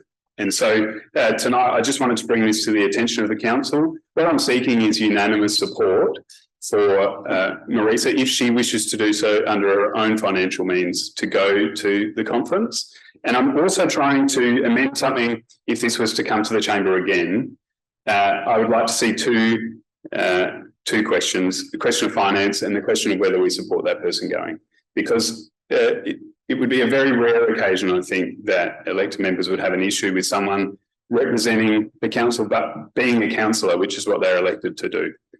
So keeping it quite short, but what I'm looking for is for everyone to wish Marisa a really great time. Thanks, Councillor Platten, and good advocacy. Councillor Fisher, are you seconding the motion? I'll second the motion and I want to talk to it as well. Okay. So I was one that was for the motion as it stood. I support this particular motion, but I also suggest very strongly that professional development, it comes in the form of conferences or training courses, should be utilised by elected members. I understand that it didn't get up last time because of the budget, and that's unfortunate. But I see this particular motion addressing the issue because I don't think it was very fair that night. We were talking more about the individual than what we were talking about the money, the budget side of it. So I think this motion goes a long way to correct that, but also throw my 2 cents worth in there as well. Budget constraints, professional development for people that are willing to run for council positions shouldn't be denied simply on the dollars and cents. Thank you. Thank you. Councillor Themeliotis. Thank you. A question or debate? Just a little bit of debate. Thank you. Yeah, pretty much echoing the same points of Councillor Fisher. I took exception to some of that debate that night, and even took it a little bit personally because I don't like that style of debate. And thank you for just highlighting that. I think going forward, any of these sort of opportunities, there should be the option in the motion to say if the councillor, if for some reason it's unsuccessful and the councillor chooses to fund for themselves, they can, just to have that option in there. And Councillor Platten, just to jump onto what you had mentioned yourself, we're elected members. You know, we are the voice of our communities, we're the voice of our chamber. We don't actually have an off switch. We can't take a hat off. We've still got that. We have that title, and we represent our community. So when we go out there and we conduct ourselves in a fantastic way, we are known as the local councillor. And if we go out and conduct ourselves in a poor way, we are still, that local councillor. I don't want Councillor Bell to ever feel like, or any councillor in this chamber, to ever feel like they don't have 100% support from me or this chamber to represent us in achieving amazing things in our community and developing individual development as well. So I wish you a successful trip, Councillor Bell. Thank you. Councillor Eaton, question or debate? A question. Have we, if the issue's got voting rights, I take it or not, because the voting rights. The voting right rests with the mayor. Yeah, right. And just one other question. There is a need to certainly get along to local ones as well. And how many of you are actually going to the Local Government Association ordinary meeting on Friday? Okay, thank you. I think that data is available in your comes through from who's the chair, and that data is available in your calendars. Councillor Platten, do you wish to close? Just to say thank you and please support. Thank you. I'll put the motion. All those in favour? All those against? The motion is carried unanimously. I think we would like to record it that way as it was presented by the Deputy Mayor. Item 11.2, Councillor Themeliotis. Yes, happy to move the motion and have a little bit of debate. Elected members, I raised some concerns with the first advocacy plan workshop we had, that we weren't having early communication with state and federal members. And I basically are saying to this chamber, if they will support the motion, to give the mayor the power and the voice to go out there on our behalves to each state and federal MP and start having those conversations around council's advocacy plan, what our priorities are, and gauge from our local MPs what they see as the priorities and key projects in their area. Now, what I'm not expecting is in there to then filter back a list of all the exciting projects that might be announced. That's not what I'm looking for. But what I'm looking for is, and this is why I say for the mayor to put it in her weeklies, just to give us a little update that she's met with those local MPs. They understand council's advocacy plan, our pressures, our budget, what we see the priorities are. The mayor gets a gauge of what their priorities are and will continue to work with them through this process. I'm not wanting a list of all their projects, not at all, but I just want to make sure that our state MPs and us are on the same page, so we try and mitigate any potential surprises that happen when something's announced and council staff have either no knowledge of it or this chamber is put under a pressure situation where our community really want to see a project get up. We want to see that project get up, but our budget tells us we just simply can't do it. So it's about that early engagement, that early conversation with local MPs. A little bit selfishly from my own ward in Thalassa, I'm doing with 3 MPs. So I've got Hyson, I've got Davenport, and I've got Waite. They're all marginal seats. I'm having different conversations, same as Councillor Eden, with each of them. They've all got different priorities. So that's a pressure I've got. So I think if the mayor can sort of take the lead and filter information to council staff and start those conversations early, hopefully that will benefit us, and we won't get so many surprises. I know there's last minute election commitments, but so many surprises down the track. Councillor Eaton. Yes, I certainly support it. Seconding the motion? I'm seconding it, yeah. Thank you. And particularly in our ward, we just have a little bit of weight. That's the electorate of weight through Coromandel Valley. And there's a need for us to actually hone in on that member for initiatives within that particular area. And of course, the other thing is Adelaide Hills, which covers the Coromandel Valley. It's Hyson, I mean, so there's a need to get into those people as well. And, you know, we've had some good outcomes recently in the last elections with the upgrade of Main Road and things like that. And certainly we need to get this underway. Thank you. Thank you. Councillor Platten. Question or debate? Oh, debate. I figure.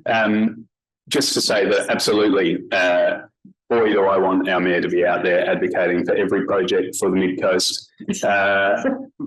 And we've got 2 state electorates, and I'd be more than happy to accompany if you need it. Thank you, Deputy. Councillor Fisher.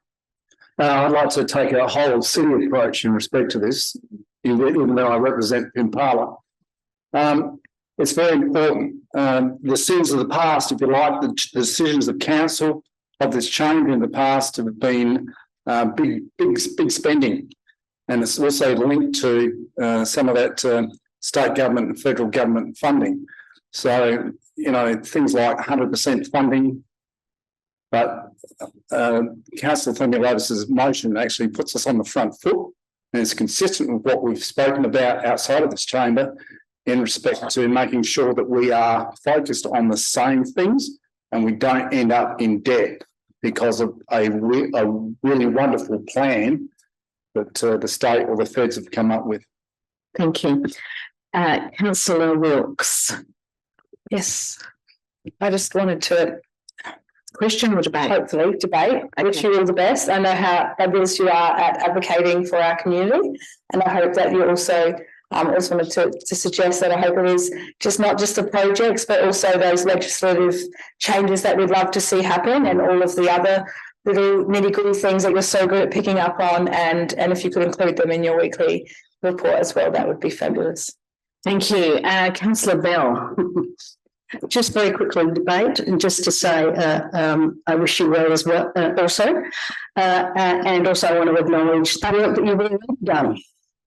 And that's come about also from the letters that we directed them all to already go and see our state or federal MPs about, and also our CEO for the work that he's done as well. So the two of you combined, thank you and wish you well. I just do support it. Thank you. Councillor Themeliotis, do you wish to close?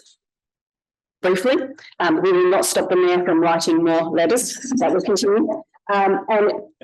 This isn't just, I should just, and it's not clarified in the motion, and I know this is probably not going to sound quite right, but if the mayor obviously takes the appropriate staffers with her or CEO to these meetings, even though I haven't written in there, there's an intent of that. And this doesn't stop us elected members obviously continuing to have our individual conversations that we are having with MPs and pushing.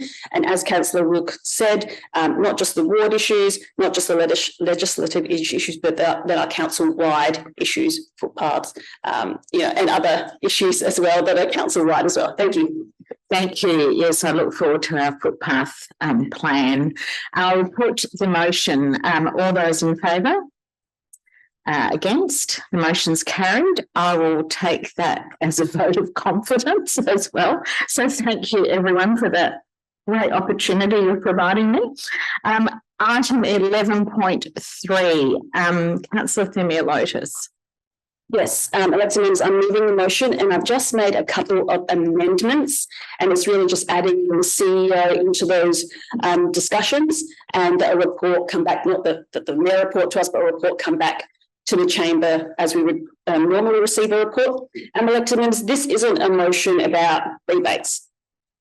This is a separate conversation that I'm having, which is actually coming out of that rebate discussion, which is the future of our water asset and some assurances for our residents who have said to me that they really want to see us pursue SA Water going forward.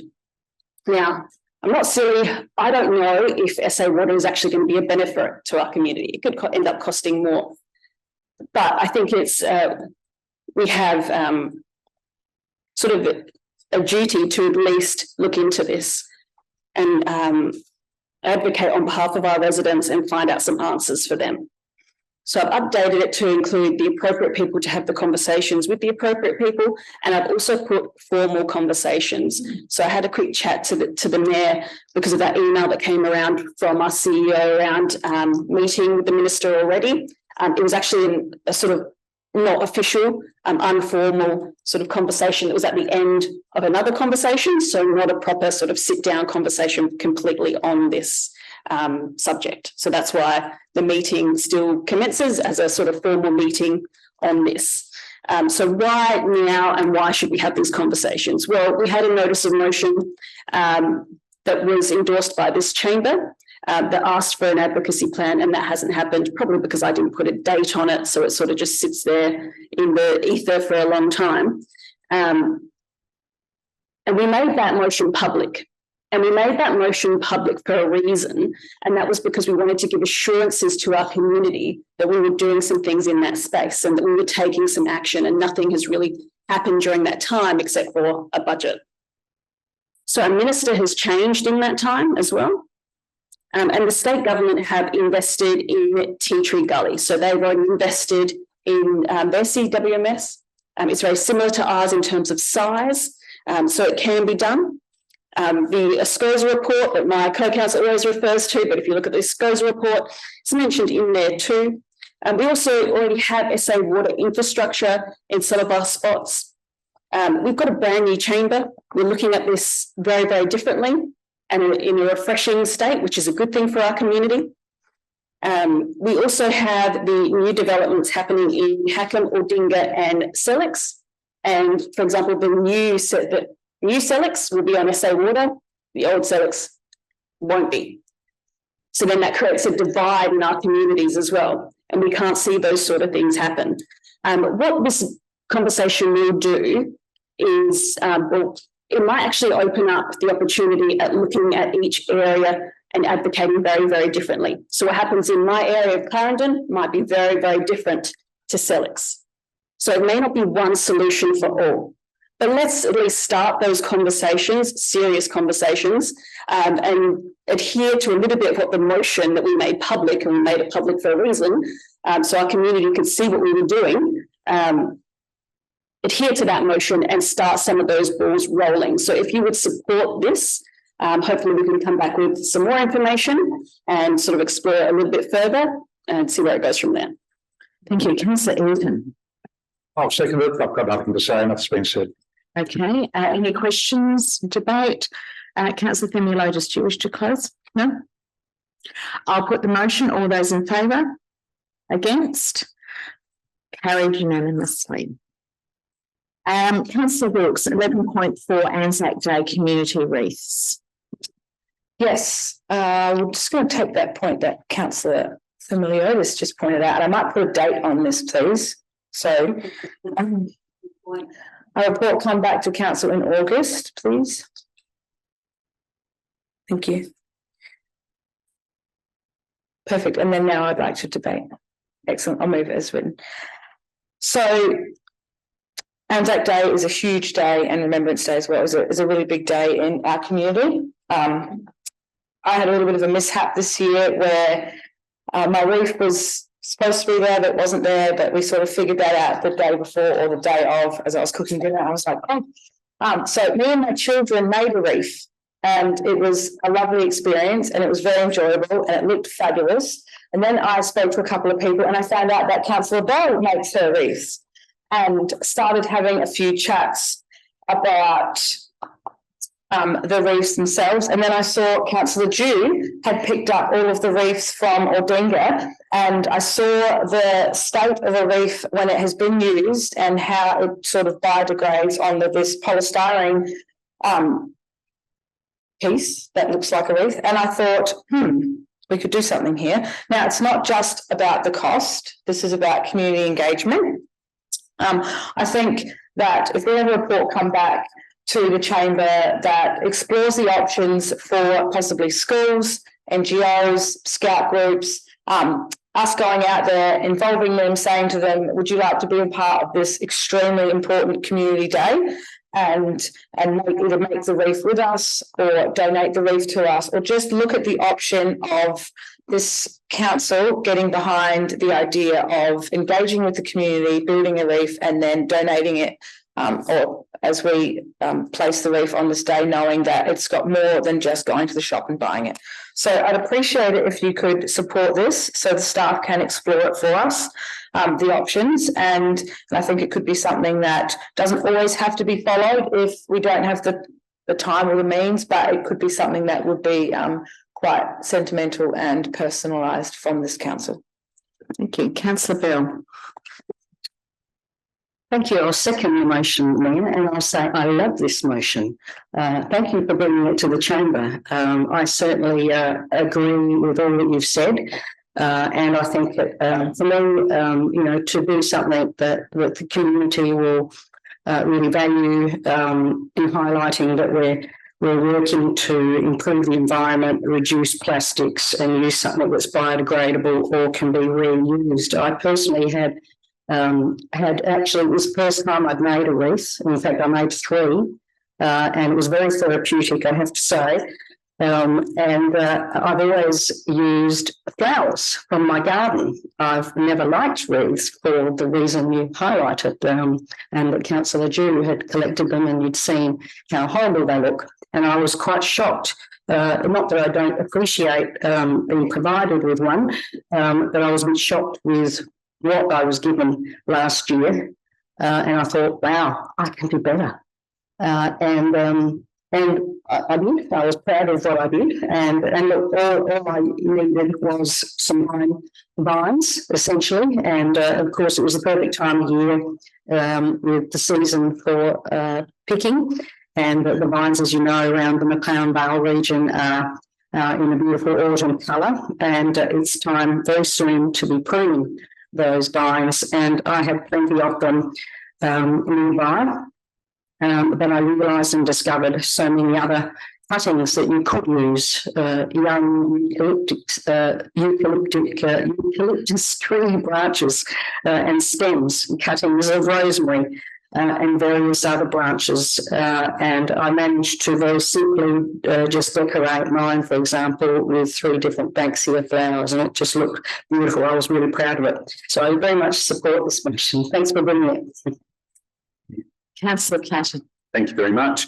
I'd also like to support the motion. I have had some really lovely conversations in the last few days with some local residents around permaculture and our community gardens, and I think that that could be added into the mix of organisations that might like to be involved. I'm sure that they have some lovely new vines that they could use and help PMs put something together that's a little bit more special than what we already do, which is great, but potentially.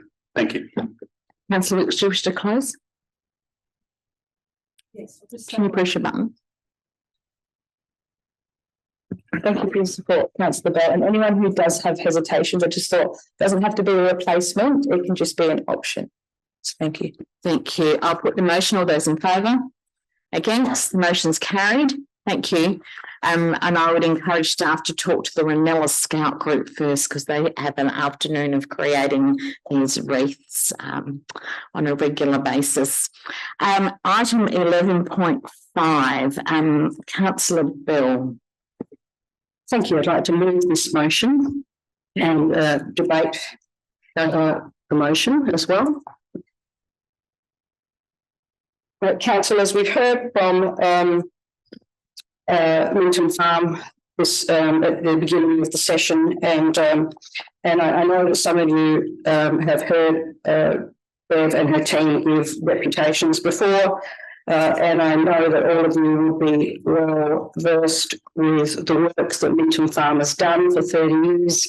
Certainly it was obvious with the deputation and the questions that they answered, how important it is to them, and how well valued they are by the community for the work that they do to protect our native animals that are extremely vulnerable, particularly small animals during the day that are hiding, and also our nocturnal animals and birds during the day and at night. So I ask that you support this motion. Really, it's just assisting the process of doing some lobbying to the government that I know are considering and have been considering for some time, as it was highlighted by Bev's team, Jonette and Bev herself. And I think it's time that we conducted a survey to see how the community are feeling. There's a general view that nationally and within the state, the views of the community have changed, particularly in the last 10 years. And I think it would help the process if we could provide some information and evidence for that process to go forth with, and hopefully provide the information and the process that we need, and possibly consider going down the track of a bylaw ourselves. I won't go through all of the stats, but obviously there's at least 2/3 of Australians that support banning pet cats from roaming, and I think it would be useful if we can provide more of the stats from South Australia and in our community, particularly given other councils have enacted some laws in not just the Adelaide Hills and Mitcham, but also Mount Barker have also a form of curfews that they have introduced.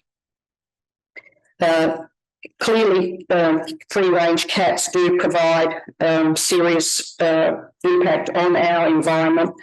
And also from a health perspective, toxoplasmosis causes serious injury, long-term disease, and chronic illness for some, and of course death to our vulnerable animals.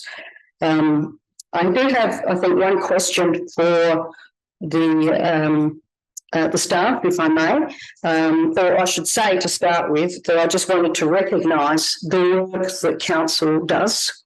I've had many conversations with you, and I want to thank you for those conversations. and have looked at our website many times and noted the significant available resources on the website. And so I think, you know, I congratulate council for the work they're doing with particularly the RSPCA and all the different resources that are available on the website. But one question I'd like to ask, if I may, is that what will your say cost us overall? Is there a figure?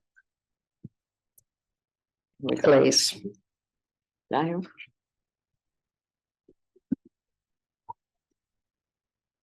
Through the chair, it would only be a few $100s depending on how we promoted it in terms of boosting social media, roadside banners and things like that. So we can cover that within existing operating budgets. Thank you. That's all. Thank you. Councillor Themeliotis. I'm happy to second. Can I ask a question before debate? Of course. Question is around point 1. Can I understand if this is endorsed tonight, when the your say would begin, when the your say would conclude, and in that time frame, is that enough time to then make a submission for the review? So through the Mayor, the document management amendment bill came out this week, and they've given us a fairly short time frame to respond. It was originally, I think, the 20th of June. They've now extended that to the 7th of July. But at the moment, we've prepared our draft submission for council consideration in June, so you'll get it next month, at your next meeting. I think it's the 18th. The process to commence the your say consultation would be to bring a report back to council with the engagement plan. So I can't bring that back at June at this point in time. It'd have to be July at the earliest. So we'll miss the deadline for the response to the Dog and Cat Management Board in terms of the current consultation. Okay. All right. I will. Can I ask a question before you debate? Yeah, of course. I'll just.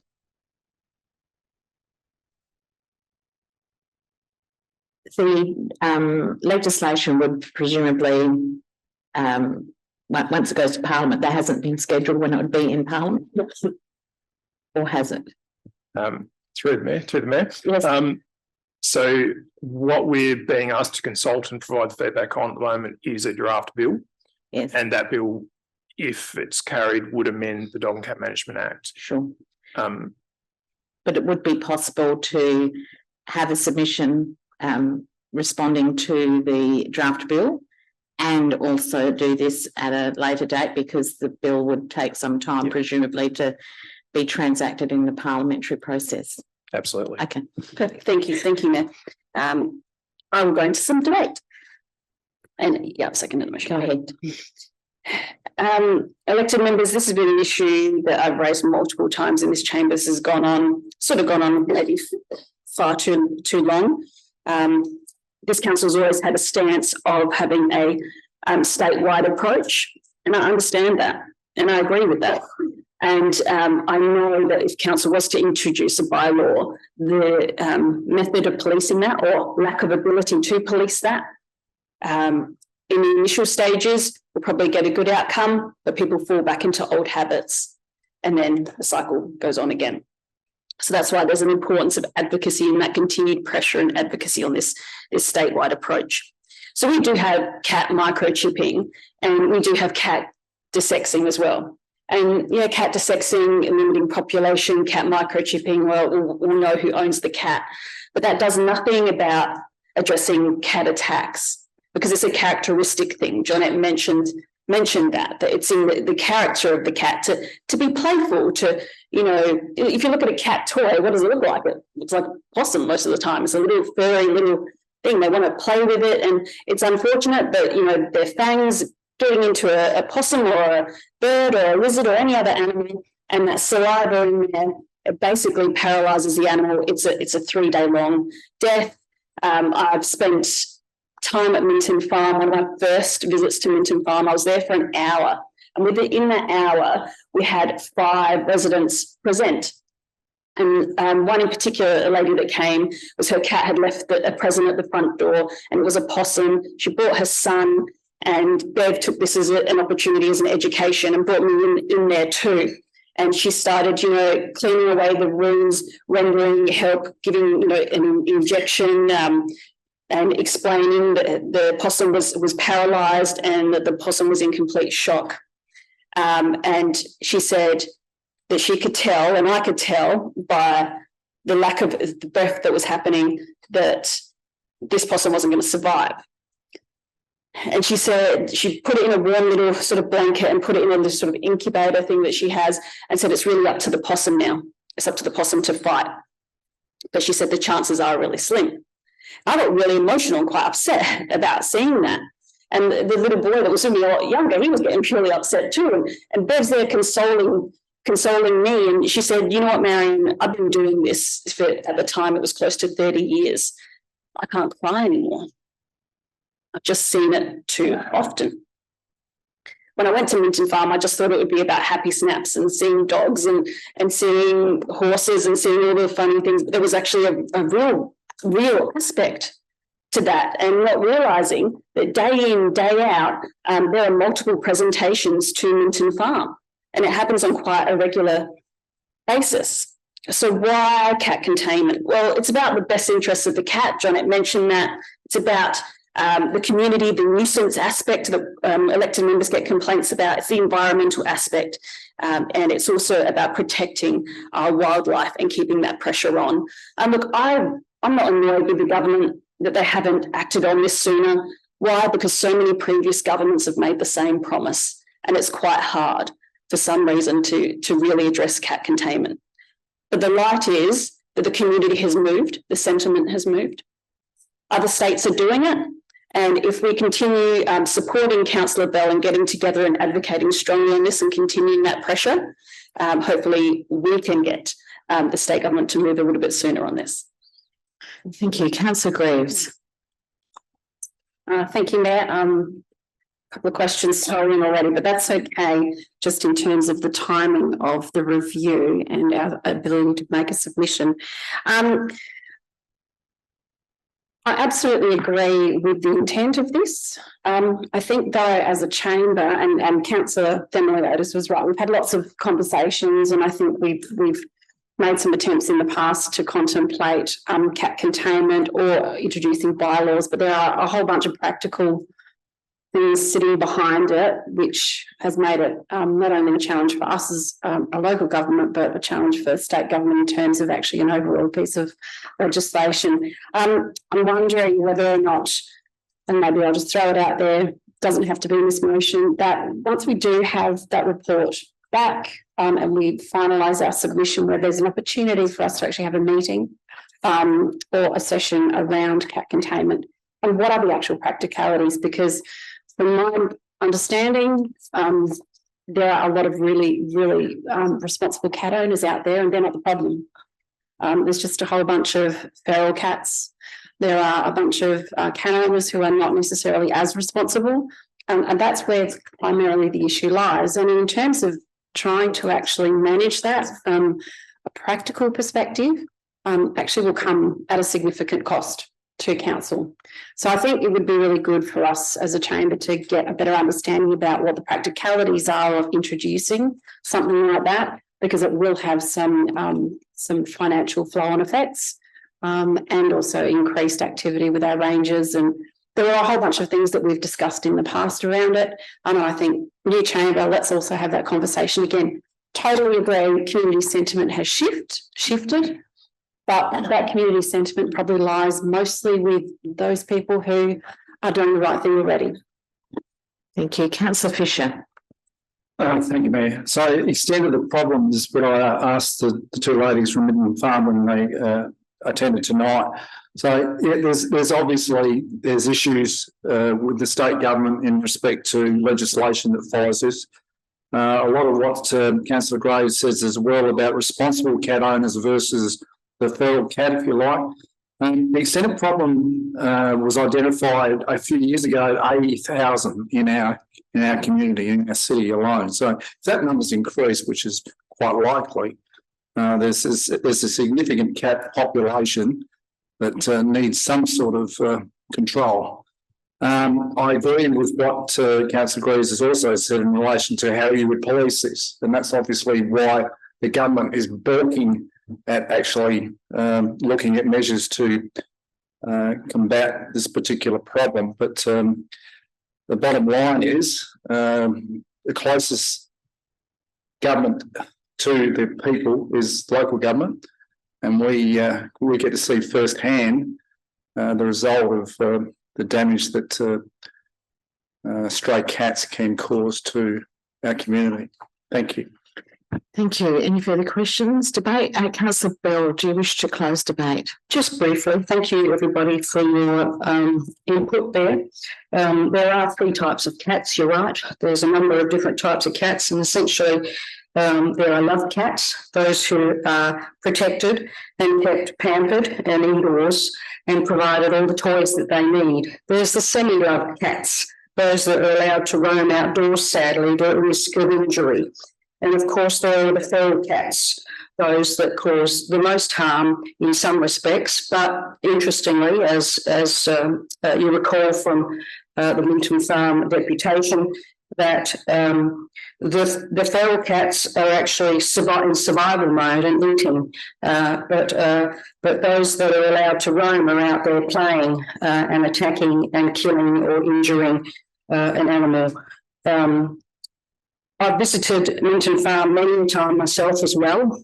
In fact, I was a volunteer there for a while, and the first day I was there, I was immediately taken into their intensive care unit when she discovered I was an intensive care nurse. So I was then giving advice on how to do the dressings and provide care for all the animals that were in there. So I felt very honoured to be doing that when I did, and I miss that time and wish I had time to do that as well.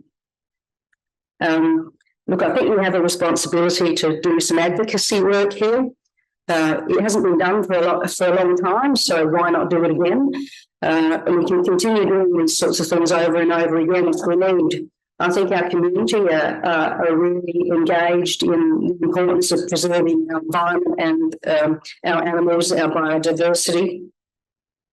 And I think this is completely the injury and damage that we're doing to the environment, including toxoplasmosis, just because we refuse to contain cats as we did have dogs since the 70s, is preventable. And we should try to do something. And in terms of policing things, yes, it's hard, but, you know, people don't have to wear a seatbelt either. And who polices that? Well, I mean, they do that from time to time, but it's people having to make those decisions, and those rules are there if people want to obey them, and most people will obey rules when they're created. Thank you. Okay, I'll pop the motion. All those in favour? All those against? The motion is carried unanimously. I'm conscious that it's 8:30 and we are due for a break. I am also conscious of where we are in the agenda. So I'm just checking if we need to keep moving or if people would need a break. We need a motion. I'll need a motion. All right. Councillor Fisher? Motion that we keep going. Thank you. Seconded, Councillor Platten? Yes, happy to second it. Keep going to the end of business. To the end of business? Okay, thank you. Councillor Platten, you're happy with that? Fine. Questions, debate? I'll put the motion. All those in favour? All those against? Motion's carried. We'll continue. Item 11.6, Councillor Bell, tackling domestic violence. Thank you. I have a small amendment, I think, that I've... Yes, I think it's highlighted in the yellow there. Oh, yes, that's the one. National. AL. Yep. Oh, that's it. Yes, please. Thank you. All righty. Thank you. I'll move the motion, obviously, as it is now, and speak to the motion. Councillors,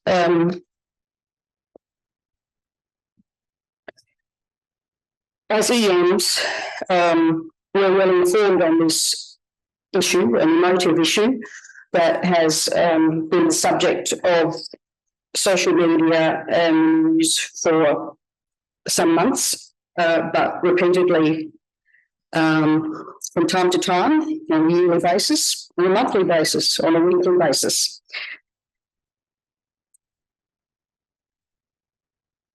Therefore, our elected members are well informed, our staff are well informed. We have people in the chamber, social workers, former social workers, well informed of the issue. We have long-term elected members in the chamber that are well informed on the issue. We have 3 policemen well informed on this issue. We're all well informed by that. As a nurse, I'm well informed on the issue. I recognise many of our staff are on the front line, working with community groups, and the difficulties they face in trying to find answers and trying to advocate on behalf of their community or the community groups. And they have to recognise the incredible work that council obviously does on a yearly basis, on a weekly basis, but in particular the work that we've done on the 16 days of activism in November. And I found an article, of course, Councillor Fisher was quoted in, of course, online. And of course, the incredible work we've done with Christie's Beach and Rotary Park and the place of courage, the ripple effect. So I recognise all the work that we've done, but clearly this is not enough, and we have to do more, and we have to continue to do some more advocating on behalf of our community. And we're also recognising what a lot of the community advocates are asking for, asking at all levels of government declare violence against women a national emergency. So that's why I brought this to the chamber, because the community asked for it. So this motion is working on also asking that we work collaboratively with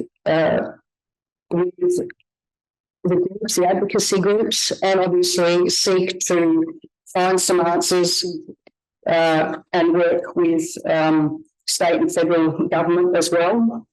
It's important that we continue to work together, find solutions, but importantly, listen. We listen to the victims, listen to the survivors, that we continue to raise their voices, and we listen to those close to the victims. Why? Because the victims and those close to the victims do actually have the solutions. And how often, I wonder, have they been asked? They're telling us from a lot of the research that's been done that they need to feel safe, that they need to feel valued, they need to be recognised, identified and recognised. They need self-determination. They need the ability to empower themselves. This is a simple yet effective action and builds on the work that we've been doing. Thank you. Thank you. Councillor Themeliotis. Yes, I'm happy to support the motion, and I'll speak really briefly because I think Councillor Bell's really covered it.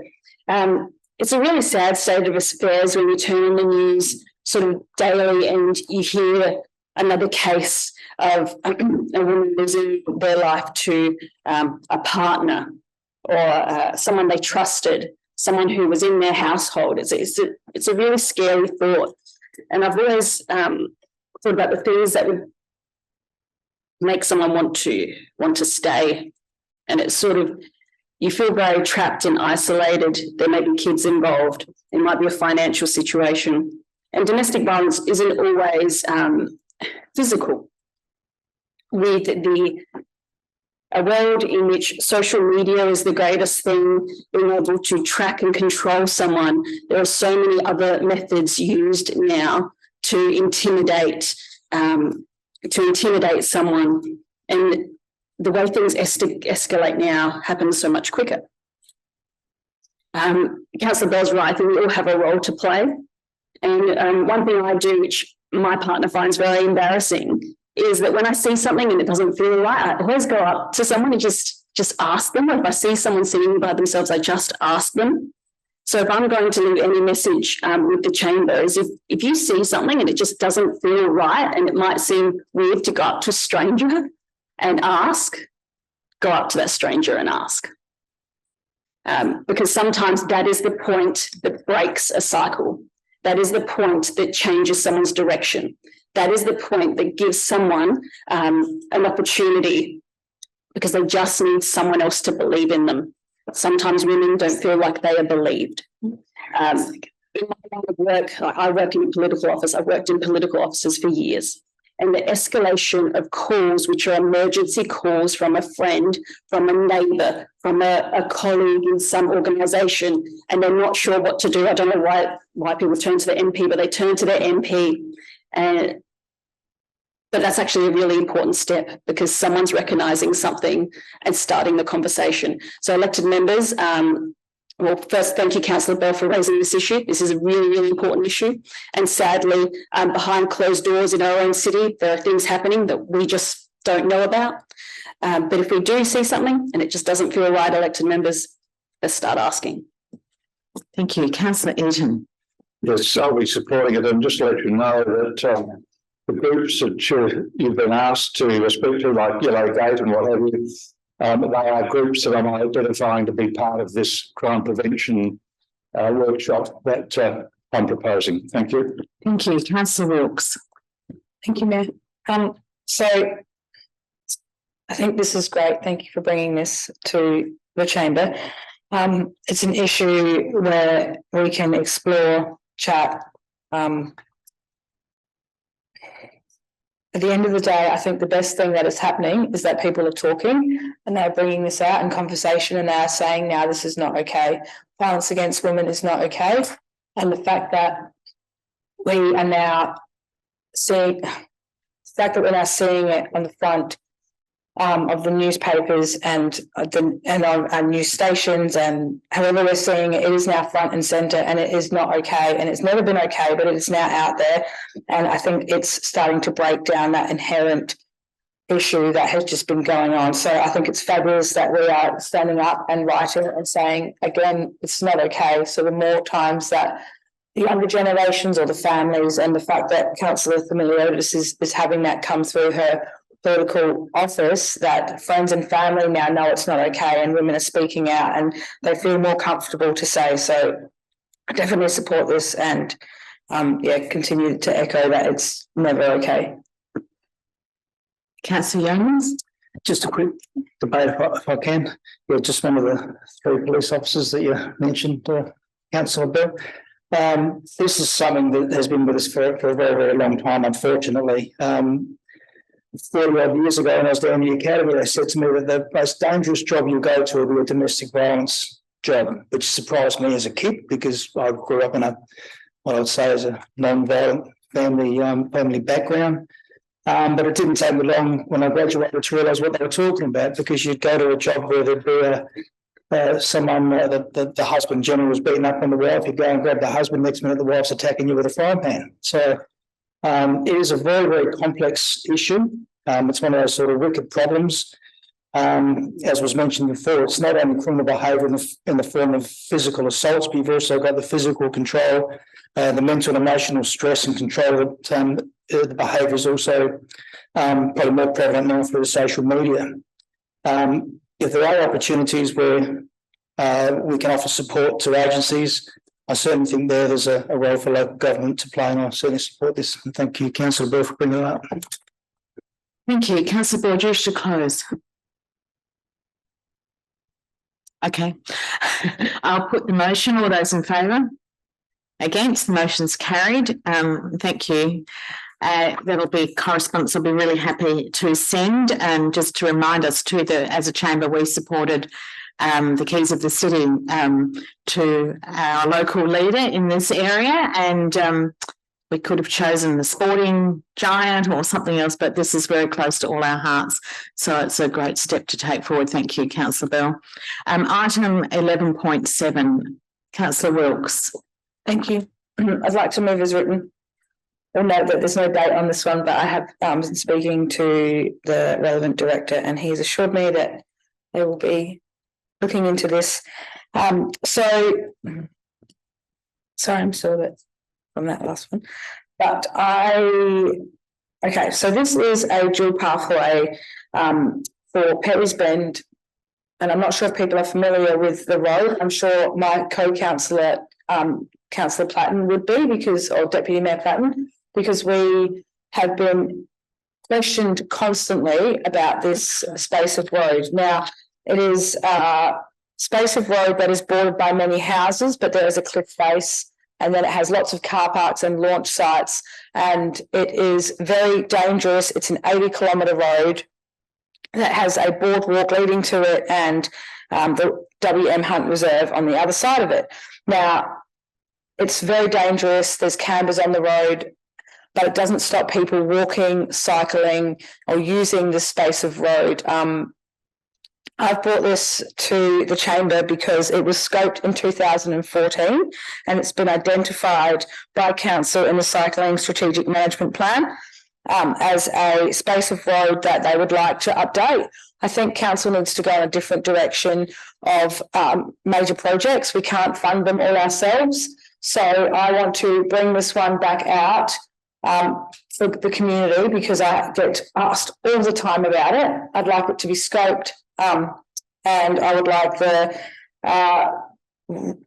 it to be explored about how we can advocate for this path once we know the cost through all levels of government, because I don't truly believe that we should be delivering something like this ourselves. So yeah. Thank you. Councillor Platten, are you seconding? Yes, happy to second, and I'll speak to it if I can. Okay. So just for everyone in the room playing at home, the road is now 70, so don't get a speeding fine if you're on it. I've been privileged enough to live on that road for, I don't know, more than 10 years. And during COVID, I did what most middle class people did, and that's go and buy a bike, because I thought I'm going to ride to work. I only just worked down the road. And I tried about 3 or 4 times. It is so dangerous to ride a bike around Perry's Bend. There is not enough room. There's heaps of room actually to build a bike path, but there's not enough room to ride a bike in its current state. And so it's something that community talk about a lot. I know that during the election for the council, it was even an election promise of a candidate. So it certainly is a big ticket item for when we're out talking to community. I'm really glad to see Councillor Wilkes bring it here for discussion. The cost of it, I think, will be immense, and I really think that we need to be looking at how that's funded. But yes, certainly. I see a bigger picture, really. I think there's this beautiful park that really has had nothing done to it if you move up from Perry's Bend, and you know, there's a big community in there that would use it if it was there. So please consider. Thank you. Any questions? Debate. I'll pass back to Councillor Wilkes. Do you wish to close? I'll put the motion. All those in favour? Against? The motion's carried. Thank you. We now are into section 12 of petitions. So they are, the very first one is the Murray Road, Port Noarlunga Road reconstruction, and there's a date on here. Is there an update? Yes. Off you go. So just to provide a verbal update, the receiving report was noted in the recommendation to come back in June. That's incorrect. We'll be aiming for a report back to council in August. We also received a resubmission of this petition late this afternoon. So the same petition, but with an additional 13 signatures, and that will be provided as part of the minutes. Thank you. Councillor Wilkes. Can I please move that we have it in June? Or can I ask a question around why you've moved it to August? Should we ask the question first? Yeah, let's go with that. Sorry. That's okay. I'm really full. I can't think straight. Through the Mayor. So the engagement on this one closed on Sunday. Yes. We're trying to consider the petition in the broader context of the rest of the engagement that was received. And obviously this is a highly technical project. So that's our timing in terms of lead time, obviously, on report submissions, and just giving us time to get the engagement feedback report completed. Okay, I have Another question? Are you planning to move it? Okay, I'll ask another question. When are the works planning to take place or start? So the project is proposed for the 25-26 24-25 financial year. I believe at this stage it's scheduled for quite late in the financial year in terms of delivery, but I'd need to check in with the construction team. Okay.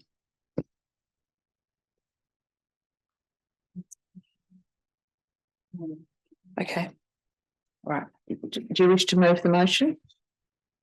I don't know. Do you want to sit down? Okay. I'll move it. Okay, up you go. Okay. I've been speaking at length with a group of people who are against this. Sorry, they're not opposed to it. I've got their notes here. They're not opposed to it. They just would like to keep their parking outside of their house. So the current design, the road, if no one's familiar with it, it's Murray Road. A portion of it is State Road that comes down, very main road, running through Port Noarlunga, runs into Saltfleet Street, and Murray Road tails off. Now there's parking on either side. Council is proposing to remove that parking outside one of the streets and putting in rain gardens. So they're not opposed to the road being revamped. They just are opposed to losing their car parks outside their house. They were planning to come to speak to council and the chamber on June, but obviously they're not now. Sorry, June, August, that's 3 months. Choose July to August. Okay. Can we move it to July?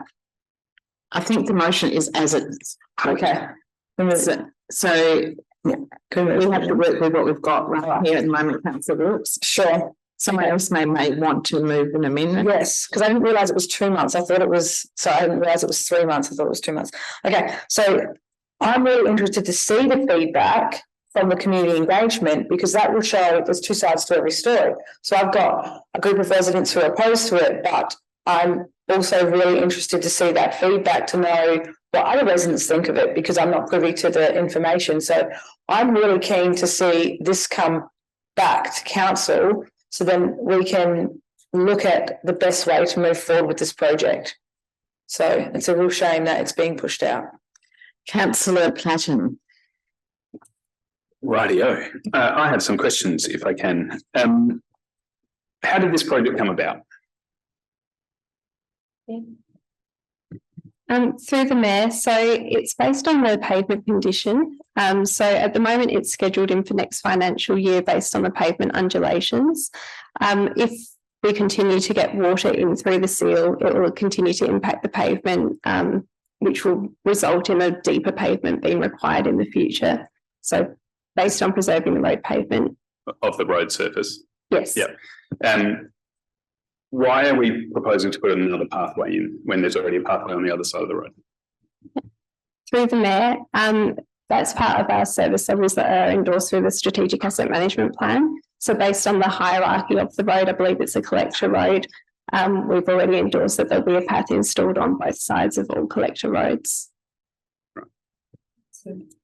Do we have an idea of how much this is going to cost?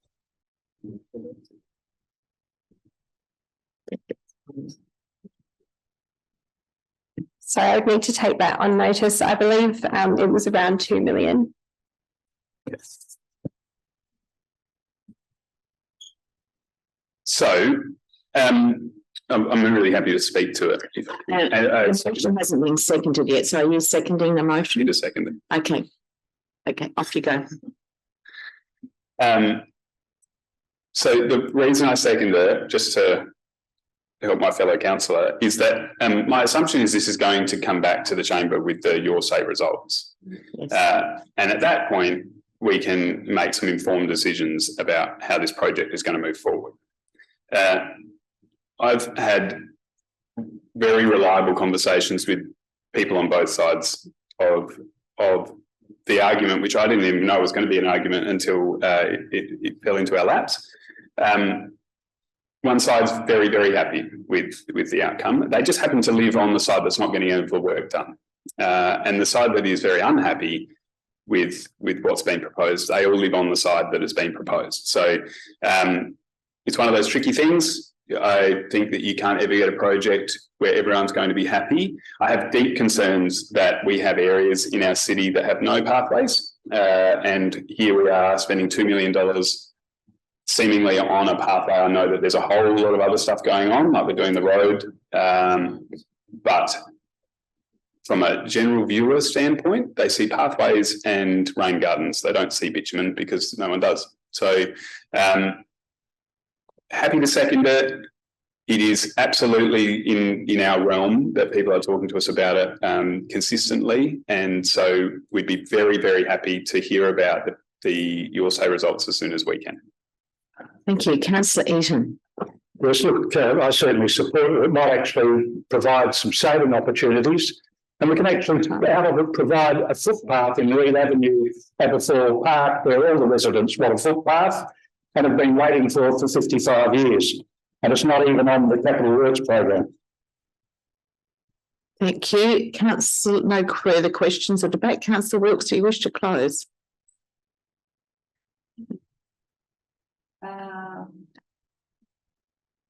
I'll put the motion. All those in favour?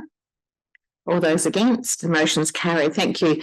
The item 12.2 is the upgrade of Taminga Way Flagstaff Hill path. Is there, no, there's no update. Councillor Themeliotis. I would like to move an amended motion. Thank you. Additional point 4. Thank you very much. Members to consider. Just to let everyone have a quick moment to read that. Councillor Themeliotis, do you wish to speak? Yes, elected members. So the first part of this motion, 1, 2, 3, that was essentially the response the resident already received. They already know. But what's the issue with this pathway is we've had multiple elderly residents have some massive falls, and that's where the issue lies. So yes, they would like their pathway done a lot sooner because of those falls.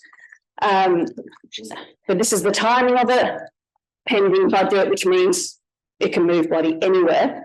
But the real issue for me is these falls and people being injured, especially elderly people. So I think there's an opportunity for us to go out and meet the petitioner, who may bring some residents with her, with the local MP who's also raised this issue, and ward councillors, to look at the risky parts of this pathway and see if there's any mitigation, possible mitigation in the sooner that we can achieve before it actually gets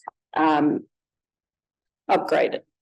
So I hope elected members will see fit that we go out and have a chat, the ward councillors and the local MP go and have a chat with the residents and see where the risky parts of this pathway are and see if there's anything we can do to address those parts a little bit sooner.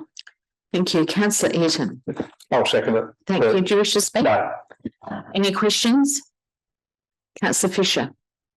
I support the motion. I want to speak to it. Go ahead. This is exactly the way we should approach these things. Okay, the council's not, we haven't got the funds. We can't do it. The first port of call, especially in this environment that we're in at the moment, is to the state government.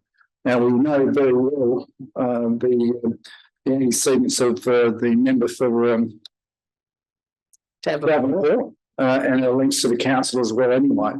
Anything that's to do with the path in Thalassa or Impala gets state government attention. So therefore, I think this shouldn't be any different. So if we're going to link the paths together eventually to form one big trail that goes all the way down, at least it's a footpath. And part of what Councillor Eaton said in the last particular motion, which made sense, was the fact that these are footpaths. They're expensive, and we certainly have a lot of them that don't even exist at the moment. So I support the motion. Thank you. Councillor Themeliotis, do you wish to close? I'll put the motion. All those in favour? All those against? The motion's carried. Thank you, everyone. I look forward to that, hearing what happens next. Is there any urgent business? No urgent business. We're now moving into the confidential time, excluding the public. Do I have a mover for that, please? Councillor Platten. Very happy to move. And Councillor Themeliotis. All those in favour? Motion's carried.